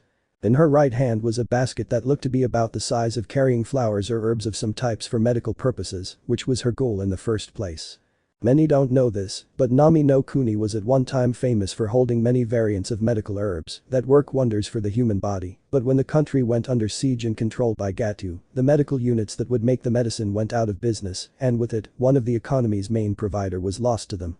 However, that didn't mean that the plants were gone, as they still continue to grow in large quantities even to this day. The girl knew exactly which ones she needed to pick, so with a happy smile she continued on her walk until her eyes came upon a sight that caused her to raise an eyebrow. She saw that the opening in the forest was heavily damaged by what appeared to be combat of multiple shinobi. She saw sword cuts going along the trees and some ditches in the grass on the ground, with some being deeper than others.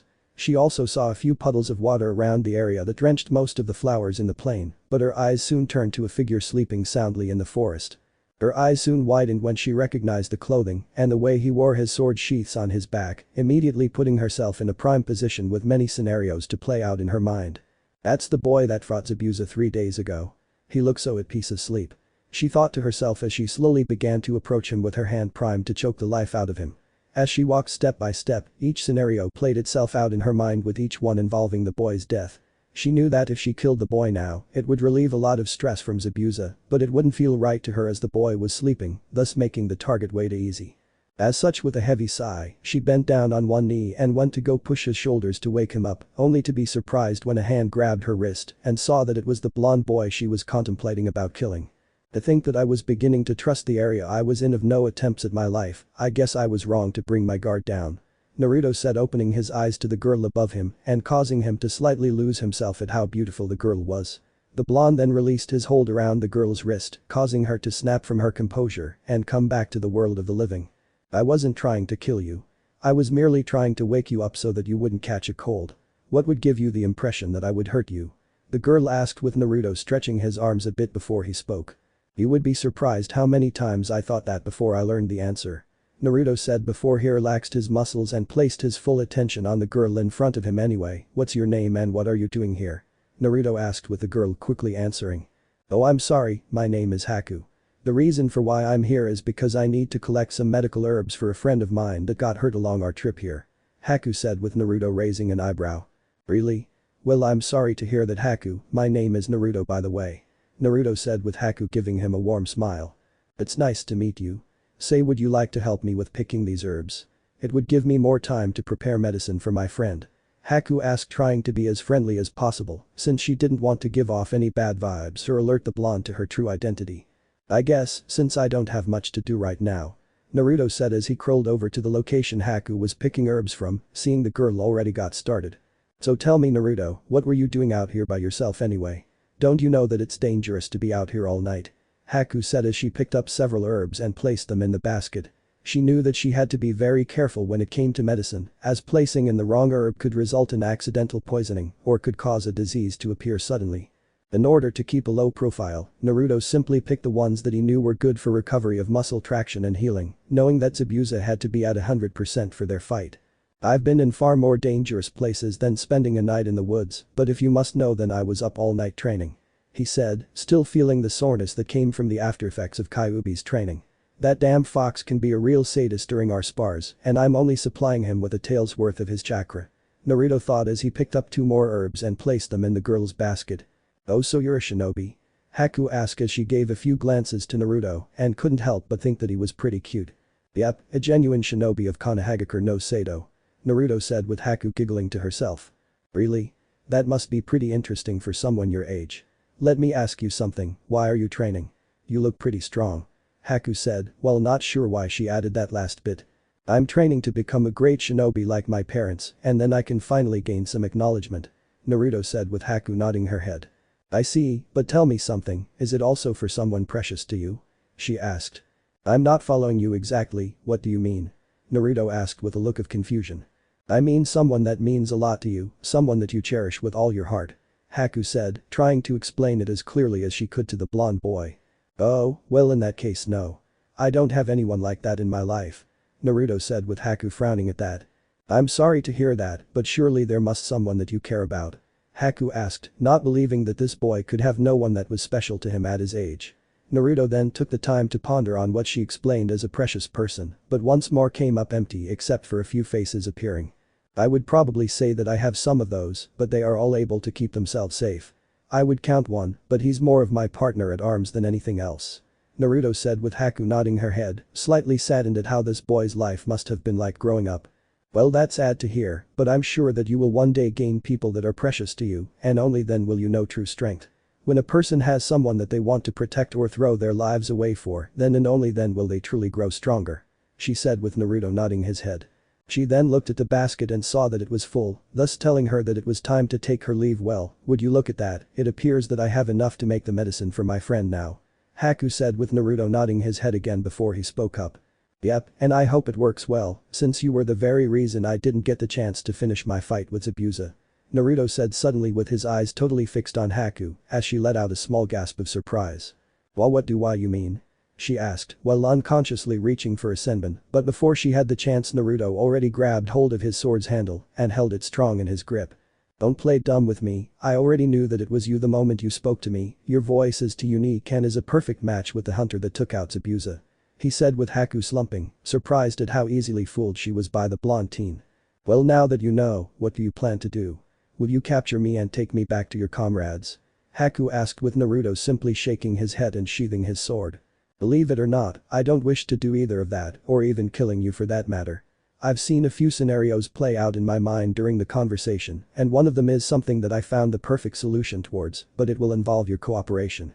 Naruto said with Haku giving him a look of confusion before she spoke up. I'm listening. She said with Naruto sitting down before he pulled out Savior and held it before the brown-haired girl. In Konoha, I'm currently training to not only be a shinobi, but a swordsman as well, but sadly Konoha isn't thriving on sword masters. Only a handful of shinobi in Konoha know the ways of the sword, and only one is a true master of the sword, and I already studied under his tutelage. However, I still wish to gain advancement in the Kenjutsu arts, and it just so happens that I need a new teacher in order to get said advancement, that's where Zabuza comes in.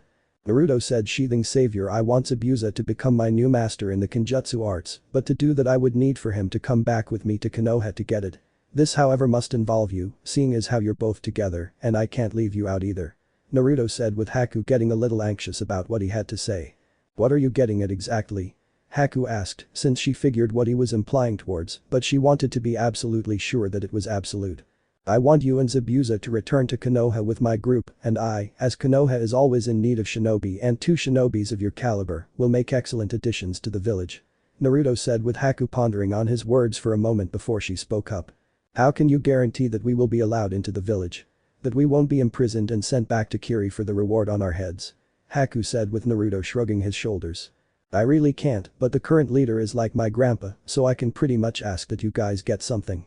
Naruto said with Haku once more pondering on the boy's words. Can I have some time to think about it? After all, I'm being offered a new home by a total stranger that can't very well guarantee it. Haku said with Naruto nodding as he stood up. Very well then, I'll be here for another week so you have until 3 days to respond, since that is the time left for Zabuza to be able to walk on his own. Remember this though. If I don't speak with you guys then I'll have no choice but to take that as an option to kill you. And believe me, that is something I really want to avoid. Naruto said as he placed his hands in his pockets and walked into the forest, but paused when he neared the first tree and turned his head back in Haku's direction. The same offer applies to you as well, since Konoha can also use a shinobi of your caliber easy. Naruto said before fully walking into the forest. Haku gasped in surprise at that as Komimaro walked into the open with a look of surprise on his face before standing next to Haku. I take it he was telling you the truth, he could have attacked us both at any moment. Komimaro said with Haku nodding as she got up from the ground with the basket in her hand. Let's go tell Zabuza the news. Haku said with Komimaro nodding as they both walked back to the hideout, all the while thinking of the strange blonde that offered them a new chance on life. All they had to do was convince Zabuza into seeing what kind of life it could be. Naruto walked into the house with his hands in his pockets, causing all eyes to fall on him as he walked in the house, but he paid them no mind, but he did say hi to Tsunami, Kurenai, Anko, and Hinata before walking towards one of the empty seats at the table and sat down to eat breakfast. So Naruto, where were you all night? Kakashi asked with the blonde grunting. I was out training all night, plus I had to blow off some steam. Don't worry, it's nothing worth your concern.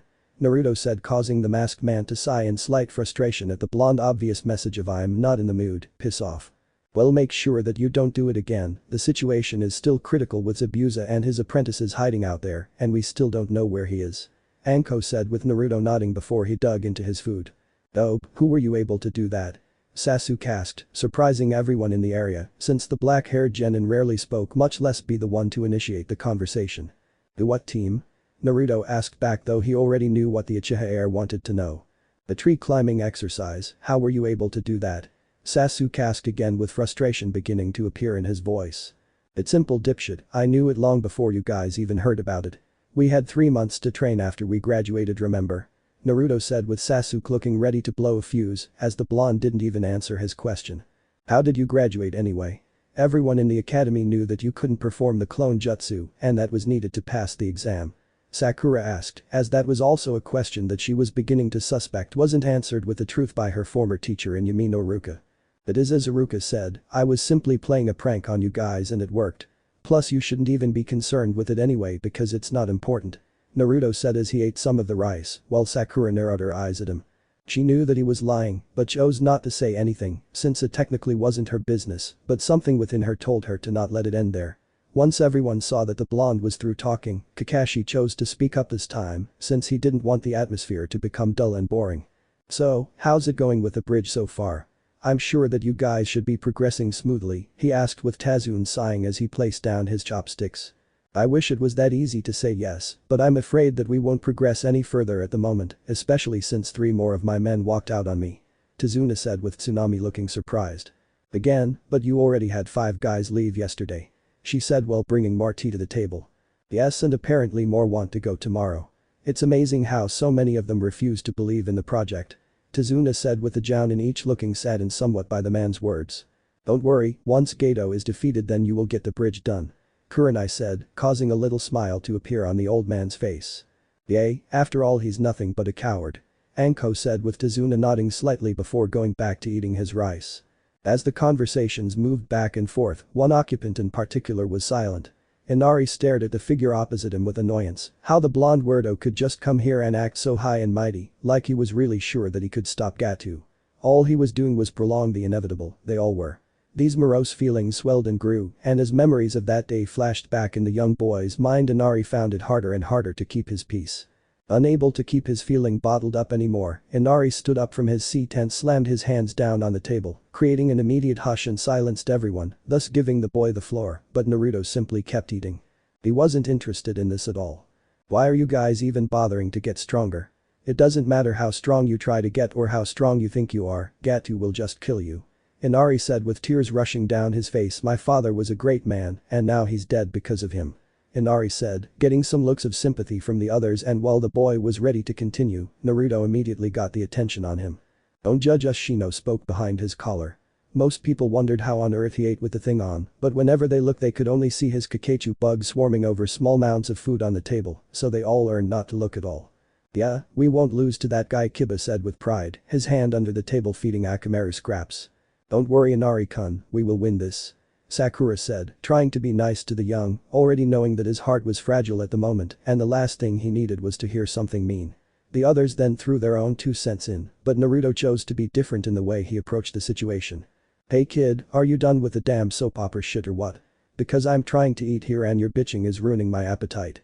Naruto said, getting appalling looks from the girl sitting at the table for the mean comment he just made, although Inari simply turned his anger towards the blonde and continued to voice his opinion. Shut up, you're the worst one out of all these losers here. All you do is talk and act like you're some big shot when you're just a spoiled shinobi from Konoha thinking he can save us here. Inari said, causing Naruto to get slightly agitated but choose to ignore the urge and allow the boy to continue his venting. The blonde-haired genin knew that this was pent-up anger that needed to be released if he was going to learn his lesson. You think training will help you against Gatu's men? That working-haired will make you a hero. A hero is stupid and useless because no matter how hard you try the weak will always lose to the strong. Inari said with Naruto yawning, causing all the attention to fall back on him. And what exactly does all that prove? That you're some spineless coward that would rather spend his days crying like a bitch looking at a picture of some dead guy or some boy that would rather complain and let his problems control him as opposed to facing them head on. Naruto said sipping on some tea, thus causing one last outburst to come out of the crying boy's mouth. Shut up. Just looking at you pisses me off. You all talk like you know everything about us, but you know nothing. This isn't your home. You don't know a thing about me or what my life has been like. You don't know what suffering is. He shouted at them all, angry conviction backing his every syllable with venom and hate. At that statement the sympathetic looks of Anko, Kakashi and even Hinata turned to dark glares since this little brat wouldn't know suffering if it was at his doorstep asking for a room to stay in. Naruto on the other hand let out a quick burst of killing intent before he grabbed hold of his blade's handles, looking at Inari with his now rage-filled red eyes. Everyone tensed when they saw the action, but before they could act Naruto already had them out. He took a quick swipe at the boy's suspenders before bringing his arms back up to held both of his swords near the boy's neck, the life-threatening position, quickly erasing all forms of anger in him and replaced them with that of fear. Nobody dared to move an inch, mainly because they didn't know what to do and saw that Anko had her hand on the boy's shoulder, thus causing him to calm down. Naruto then began to count to 10 in his head and was beginning to get control of his anger, but the reds of Kyuubi's eyes didn't leave him. Naruto then sheathed both his swords with loud click ringing through the room and just continued to stare into the eyes of the small boy before he walked towards the small boy that was now filled with fear that only grew with each step the blonde took towards him. And what do you know about suffering? Is suffering living without any friends or loved ones by your side all your life? Is suffering having to wonder if you will survive the night? Is suffering trying to eat something that hasn't rotted already? Is suffering losing your parents the day you were born? Naruto yelled when he was only a mere inch away from the boy's face, with his features taking on more of the Kyuubi's. You have your mother and grandfather still alive and well, fighting to protect you, and all you do is act like and wallow in your own sorrows or thinking about what you call suffering.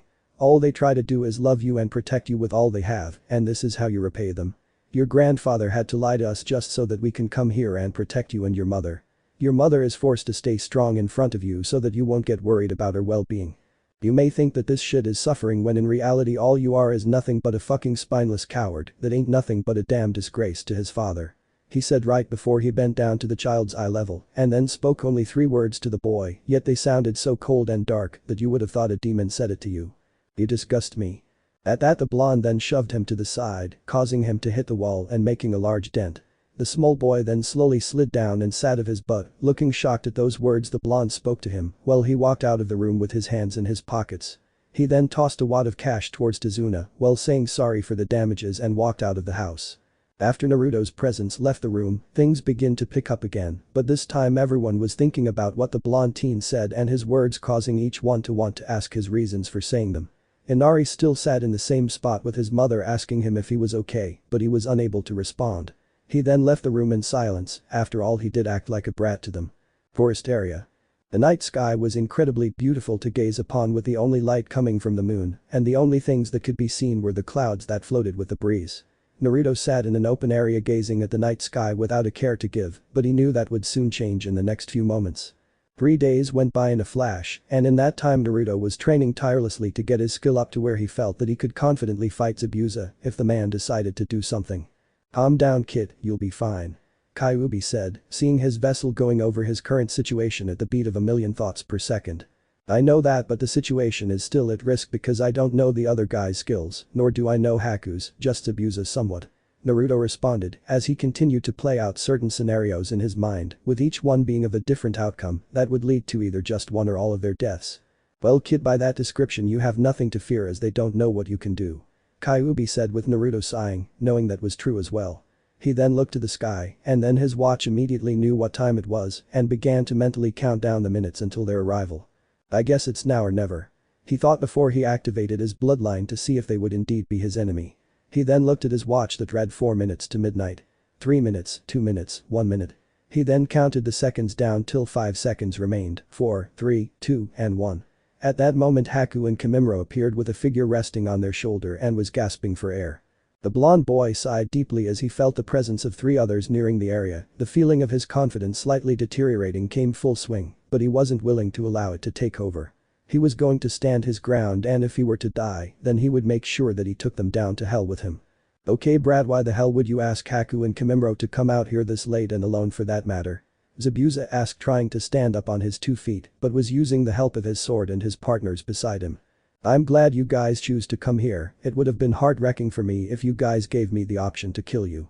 Naruto said with Zabuza scoffing as he tried to put more strength in his legs that were shaking like crazy. You wish, you little brat, you wouldn't be able to pull off the same shit twice. Zabuza said with Naruto shaking his head. That may be true, but even if you and I did fight a second time, the outcome would have remained the same, except I would have done more than just fight you with my swords. I would have used all of my power. Naruto said with Zabuza scoffing loudly. You may think that, kid, but we haven't had a second round yet, and when we do, you'll see what I can do. Zabuza said with Naruto smirking. We'll just have to wait and see then. Naruto with Zabuza smirking behind his mask before he donned a serious expression. I must commend you though, you're the first genin that I've seen in a long time wielding and actually having skills in the sword arts. Plus those are some impressive blades you carry, where did you get them? Zabuza asked with Naruto unsheathing his blades and presented them to Zabuza. These are the heirlooms of my clans, the Savior and the Akatsuki. Naruto said with Zabuza's eyes widening as he examined the boy's sheathed swords. Wait a minute, what clans do you hail from? Zabuza asked with Naruto giving him a confused look before shrugging his shoulders. The Savior is from my father's clan. Namek is, and the Akatsuki is from my mother's clan. Senju. The blonde shinobi said proudly with Zabuza looking shocked at that before he began to laugh rather loudly to himself. This action caused the blonde teen to raise an eyebrow along with the eyebrowless man's apprentices before seeing the man's laughing stop slightly before he spoke. I don't believe it, you hold 2 bloodlines that hail from the Yamei no Juisanken, Order of 13 Swords, the legendary clans that are regarded as the greatest pure-blooded swordsman clans in the world. No wonder you perform so well with a sword, since you look like you've only just started to wield a sword in recent months, he said with Naruto raising an eyebrow at that. How do you know that? Nobody but members of one of those 13 clans even know the legend behind the order. Naruto said with Zabuza once more laughing with Kimimaro smirking as well. Apparently you haven't studied the whole legend behind the order thoroughly, because you would know that the Mamachi clan hails from the order as one of the nobles before it fell during the Second Great War, along with the Kagaya clan. I've been studying the legend ever since I was a kid with my father telling me stories of the order passed down from my grandfather. Zabuza said with Kimimaro speaking up. My clan also hailed from the order, with ours being the only clan that didn't create any swords, since we always held them within our bodies. Kimimaro said with Naruto raising an eyebrow. They're from the Kagaya clan? He asked with Kimimaro nodding his head, causing another smirk to appear on his face. It looks like I choose correctly to speak with you guys first before we fought. Naruto said with Zabuza raising an eyebrow, or lack thereof. What are you getting at, kid? Zabuza asked with Naruto sheathing his swords. The reason why I ask you guys to come here is because I want you to become my new sensei. Naruto said with a smile on his face, further confusing Zabuza. Why would you want that, kid? Don't you know who I am? I'm one of the highest ranked missing shinobi in the world. Zabuza said with Naruto shrugging his shoulders. The fact still doesn't change that you're one of the only Kenjutsu master in this world and I need a new one. Naruto said with Zabuza looking surprised before his expression changed to confusion. But how can I be your teacher when I'm a missing ninja? Zabuza asked with Naruto smirking before he pointed towards his headband. In my village, they are always in need of jounin and are always looking for ways to gain new ones, regardless of the circumstances. A shinobi of your status would do wonders for the village, and they won't pass up an opportunity to get a former shinobi of that was a member of the previous 7 swordsmen. Plus I'm in good standings with the Hokage and he's like my grandfather, so I'm sure that I can get in a good word for you. Naruto said with Zabuza looking surprised before looking to both of his apprentices and saw that they each looked intrigued with the offer. Of course he wasn't exactly into the idea of going to an unknown village with a virtual stranger, but he knew that his apprentices were tired of this life on the run and wanted nothing more than to find a place that they could call home. Also with the skills this showed with the sword and him personally asking of him to be his teacher, then how could he pass up this kind of opportunity? It was a complete win-win situation for him and his apprentices. Very well then boy, I will take you up on your offer. He said with Kimimaro and Haku smirking at that. Awesome, then I'll be sure to relay it to my sensei and the others here. Nobody on my team will know of this besides my sensei, since she decided to come along and watch us, right sensei? Naruto said without turning, as he smirked at the shocked expressions of the three mist natives, once more proving to the two teens that Naruto was being completely truthful. The blonde's purple-haired Jounin soon appeared beside the blonde-haired boy with a cute pout on her face, while looking her student. No fair, I wanted to make a big entrance and surprise you. She said while looking at Zabuza and licking her lips, which would cause him to raise an eyebrow if he had one of course. Sorry sensei, but I wanted to make sure that these know that they can completely trust my word, it would make no sense to tell them to trust me, and I knew that you were watching us the whole time. Naruto said with Anko scoffing before she ruffled the boy's hair. Whatever kid, but regardless of that I am proud of how far your honing skills have improved and given a little more training, you would be able to find someone without even having to use the bare minimal of chakra. She said with her tone soon turning from playful sister to the authoritative master when she looked towards the three former mist natives. I also wish to help you three in terms of backing my students' invitation to our village, since Konoha would no doubt benefit tremendously from your joining in our ranks. I am also in good terms with the Hokage, so you wouldn't have to worry if Naruto can't come through completely with his end of the offer. She said with Zabuza nodding. That's understandable then after all it's not every day that an S-class criminal would want to join your village. Zabuza said with Naruto smirking again before he walked up to Zabuza and held out his hand. Don't worry we will get it done. He said with Zabuza took his hand and soon shook his hand. You better, or else I'll make sure you regret getting my hopes up. Zabuza said with Naruto shaking his head before he and Anko walked away. When you guys show up to fight us again, be sure to make it look as real as you can. Catch you in a couple of days, peace. Naruto said as he poofed out of existence, thus showing that he was a clone the entire time. Zabuza just stood there shocked while Anko simply smirked to herself at the boy's antics before she too vanished in a puff of smoke. Zabuza continued to stare at the ground the blonde clone once stood on before a laugh began to escape his lips, with Haku and Kimimaro smirking as well. I really am starting to like this kid, I can't wait to start training him. He said before he vanished along with his two apprentices. Elsewhere. Naruto could currently be found in the middle of the same forest, but resided in a completely different section that was far northwest of where his clone met with Zabuza, but wasn't far enough for him to not find his way back to the house. The blonde had been training for 4 hours straight in honing more of his skills down to a good degree, so that when he fought Zabuza a second time, the progression within the match wouldn't be the same. As such he was now going through a simulation of fighting a total of 300 clones to see where his style was weak and was in need of changing with each one holding onto a copy of Savior and Akatsuki. The blonde himself was wielding both swords with a large sweat stain showing in his clothes with a huge sheen of sweat drenching all over his face. In the full 4 hours of fighting his clones, Naruto had only managed to take out 2/3 of them out and was beginning to tire out due to the amount of fatigue he was getting. The remaining clones were each holding onto their copy of the swords and were silently awaiting the command from the blonde to continue the simulation. This was by far improving his skills with the swords in terms of quick reactions in defense and faster strokes with the swords, but that still didn't stop the amount of cuts he received from the swords due to low reaction time and impulsive strikes. He knew that this was mainly due to him not entering his state of calm because of that lit brat, but he knew that this would have to be resolved in a better situation. He then stopped when he felt the information into his mind and a big smirk appearing on his face along with the clones with the information that they just received from the clone.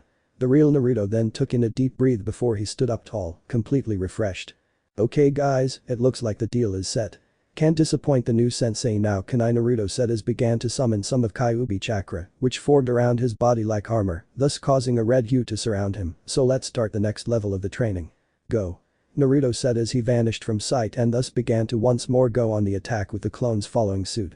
This was the sight that was seen by the eyes of one Hyuga Hinata who followed him after he stormed out of the house the way he did. Originally she was going to try and ask him if he was okay, but she soon became fearful of what he might say to her, even go as far as to reject her. It was then that she began to belittle herself and would then cause her to simply watch the boy of her dreams from afar, examining his every movement with her Byakugan being active. She was amazed to see the way his body moved and flowed into each sword technique he performed, almost as if he was dancing into his moves like a fish would in water or a falcon in the sky. I wish I could tell you how I feel Naruto-kun, but I'm just too weak to do it. Hinata said, looking down on the ground, but was soon surprised when she heard a voice behind her speak. "You sure got the hots for him, don't you?" said the voice, causing her to become stiff and soon turned to see the form of Mitarashi Anko, standing with her arms crossed, a smirk plastered on her face at seeing the blushing form of Hyuga Hinata. The blue-haired girl could only look down at that, but chose not to answer, only to nod her head, which caused Anko to smirk. "Well, then come with me, we got a lot of work to do if you even want to dream of getting him." What do you mean?" Hinata asked, with Anko only shaking her head at the love-struck girl. "What I mean is that I can tell just by looking at you that you want nothing more than to be with him, but I can guarantee that you won't get as much as a hello from him the way you are now, and I wish to change that," Anko said with a smirk on her face still plastered. "Plus with this will make sure that I can get my own mini-me. If guy can get one, that I can damn sure have my own." Anko thought to herself as she watched a girl look towards Naruto, who was currently locked in a hard battle with his clones.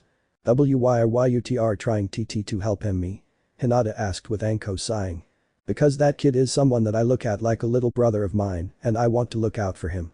Now come along, I a lot of work to do with you," Anko said as she began to walk away, but noticed that the girl wasn't moving. As such, she stopped and looked towards the wide-eyed girl. "What are you waiting for? Get your ass over here now," she said with a demanding tone that caused the girl to squeak lightly before she ran over to Anko. "So sorry, Anko-sensei," the timid girl said as she stood next to the purple-haired woman, who placed a hand on her shoulder. Before they left, Hinata took one more glance towards Naruto with a thought going through her mind. "If this woman can help me get Naruto-kun, then so be it," she thought before both she and her new sensei left in a swirl of leaves. Unbeknownst to them, a figure walked out of the shadows in the forest and simply looked at this with a curious expression on his face after seeing the scene before him. "Knows this is something interesting." The next day.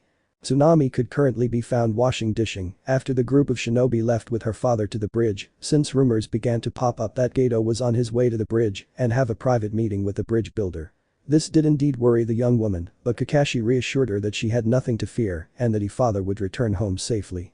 They originally wanted to wait for Naruto to return from being out all night again, but Tsunami reassured them that she would send him their way once he returned. As such, they left for the bridge, leaving her and Inari at home. The black-haired woman hummed a light song before she heard the sound of someone walking along the docks and stood before her front door. She was about to go answer it when the door was suddenly busted down and soon caught the sight of two men walking into the house. One man was dressed in a grey hoodie, black sweatpants, samurai sandals, and a green beanie covering his bluish-green hair. He had an extremely bored look on his face, like he didn't want to be there at the time. The other man wore an eye patch over his right eye, had his limited amount of hair tied back into 3 separate ponytails, and had no shirt. He was taller than his partner by about 6 inches and had purple tattoos all over his torso and arms. He wore black hakama pants and, like his partner, Zori sandals. However, unlike his partner, he had a sadistic smirk on his less than attractive face. "Hello there, you must be the bridge builder's daughter, aren't you? I'm afraid that you will have to come with us," the man said, with Tsunami freezing with fear, as this meant that the rumors were true and that Gato was indeed getting ready to kill her father. She then heard the sounds of footsteps walking down the flight of stairs behind her, with Inari's voice calling to her. Instantly her motherly instincts kicked in and fear for her child ran through her veins as she turned towards him. "Inari, get out of here," she said as she tried to run towards her son, but before she was captured by one of the men, with Inari also being grabbed. "Baraji, what should we do with the boy? We only need one hostage," the shorter of the men asked to his partner named Waraji, who put on a thinking pose as he held down Tsunami. "I don't know, Zori. The boss did say to just bring the girl," he said, with Tsunami beginning to struggle. "You so much as lay one hand on my child and I'll bite off my tongue. If I'm dead, then you'll have no pawns to use," Tsunami said, with fear for her child running through him.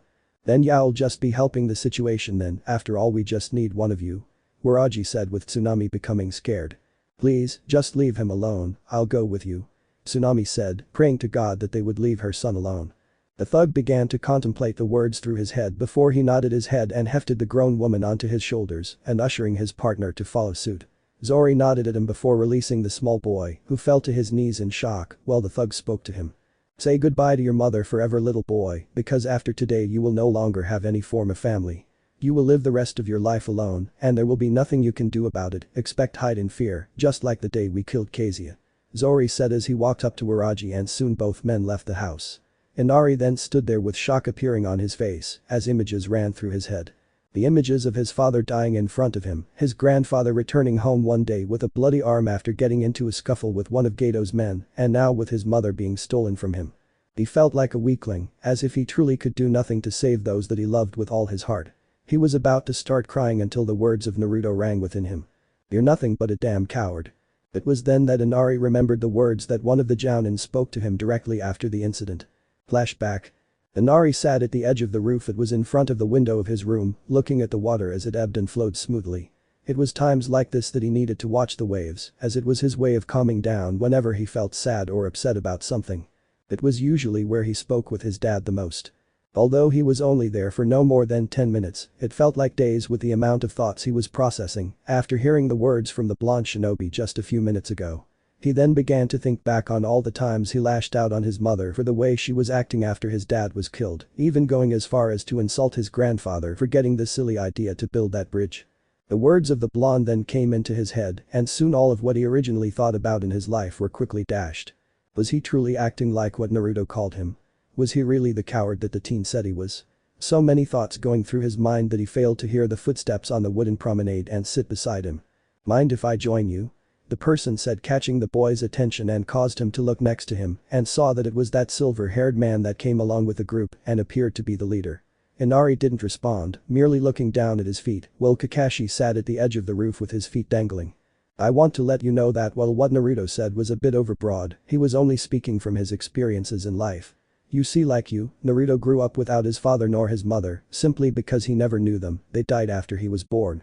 I suppose that it's easier to say that he's had a far tougher time growing up than you had. But if there is one thing I know about him, it's that I have never seen that incredible kid cry a single tear throughout all his hardships, nor have I ever seen that boy cower at his issues, only facing them head on." Kakashi said with a deep sigh as he saw Inari look at him in shock. "Your father was a strong man and you can be one too if you stop crying and living in the same pattern over and over again. Naruto is the only one out of us all that will truly understand your hardships." Kakashi said as he got up and was about to walk back into the house, but Inari spoke up. "How does Naruto hide it so well?" His eyes showed years of frustration finally coming out in one big burst of steam. Inari said with Kakashi beginning to pondering on that. "I guess it's because he is not the kind of person that would hang on to his past and always blame others for what's happened to him. His strength is amazing and he shows that every day just by simply striving to become something that would put all those that constantly question him to silence. I guess what I'm trying to say is that maybe he's just sick and tired of the same thing over and over again and wants to change that." Kakashi said as he walked in, thus allowing Inari to ponder more on his thoughts. Then flashback. Inari soon felt something inside of him break out of its shell, and soon he felt determination run through his veins, causing him to get up from his down position and stand tall. These bastards took his father from him, he wasn't going to let them take his mother and his grandfather as well. With that in mind, bolted towards the door and stepped onto the dock, where he caught the sight of the two samurais nearing the beach with his mother struggling to break free of their grasp. "Hey you, let go of my mom now." Inari shouted to the top of his lungs, causing the two to turn their heads to find the boy standing. Waraji raised an eyebrow at this before a sadistic smirk appeared on his face as he turned to face the boy, while Tsunami screamed loudly to her son. "Inari, what are you doing? Please get out of here before it's too late." Tsunami said with Inari speaking. "It's okay mom, I'm scared of them anymore. I have to protect what's precious to me, just like dad did for us all." Inari said with a bright smile on his face, something that caused his mother to look on in shock, mainly due to not seeing her son smile for so long.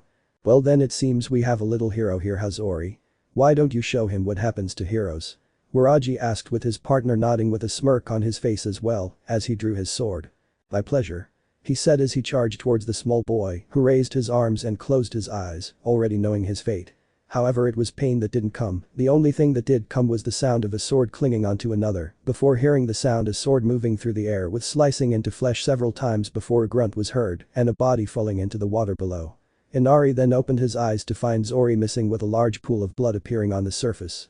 "Anyone that can do something as atrocious as kidnapping a woman and her child deserves to die," said the voice of Naruto as he sheathed his sword and turned towards the little boy behind him. "Sorry it took me so long to get here. I was on my way to take care of some things before coming here," Naruto said with Inari looking surprised to see the blonde boy before realization kicked in. "Naruto Nai-san, that man took my mother, you have to stop him," Inari said with Naruto merely smirking at the small child before rubbing his head. "Don't worry kid, your mother is just fine, look behind you," Naruto said with Inari looking surprised before he turned his head and caught the sight of his mother on her knees looking surprised before her eyes locked onto her little boy and was instantly by his side. Baraji looked at this in shock before looking at the woman he was holding and saw her turn into a log. He then heard the sound of sizzling and immediately tossed a log onto the ground, but before he could run the log exploded, sending him flying back into a tree. Both Tsunami and Inari looked on in surprise before seeing the smirk on his face drop suddenly and turn into a dark expression. "Go into the house and don't leave," he said, with Tsunami nodding her head as she grabbed her son and walked back to the house. Naruto then grabbed Savior's hilt and walked towards Waraji, who got back up to his feet and drew his sword. "You are going to pay for that, you bastard," he said, with Naruto standing in front of Waraji with his dark expression growing darker as he held the sword in front of him. "The only person that's going to pay here is you, fuckbag. Anyone that can willingly take a woman from her child and try to kill him doesn't deserve to breathe my air," Naruto said, with Waraji smirking at that before he took his stance. "You talk a big game, but let's see you run with it," he said as he charged at Naruto with his sword ready to slice apart the blonde boy. However, before he could get one slice in, he felt something missing on his body, but before he could even ponder on it, he felt something pierce through his lower abdomen and slicing cleanly through his back before he then felt around his neck and holding him suspended in the air. He was in complete shock at what just happened before realization went through his mind and he realized that Naruto moved faster than his perception could follow. He then heard Naruto's voice speak up. "How's my big game now?" he asked right before he felt his back get slammed against the bark of a tree while watching Naruto hold up his right hand in front of his face.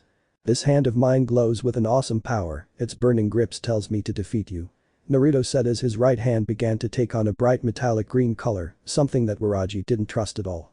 "Now here I go, shining finger," Naruto shouted as he slammed his right hand onto the skull of Waraji, who screamed in pain at feeling the pressure being placed behind the boy's hand. It wasn't long before the Waraji's skull finally caved in under the pressure and allowed the boy's hand to fully close, thus crushing his skull. Waraji's body soon fell on the ground with a heap right before Naruto grabbed it and chucked it into the water beyond the house. Perhaps the sharks will enjoy his remains.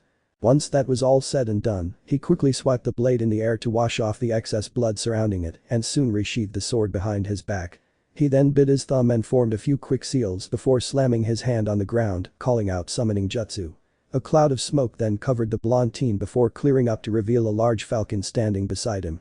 He then hopped onto the summon's back and took off towards the bridge, already knowing that Gato would make his appearance there sooner or later. Thanks for watching this video. If you really enjoy this video, like, subscribe and comment down below and turn on that bell notification. Don't forget to support and follow Rain AGE for writing that awesome fanfic, and also make sure to comment on this story, link in the description. See you in the next video. Goodbye.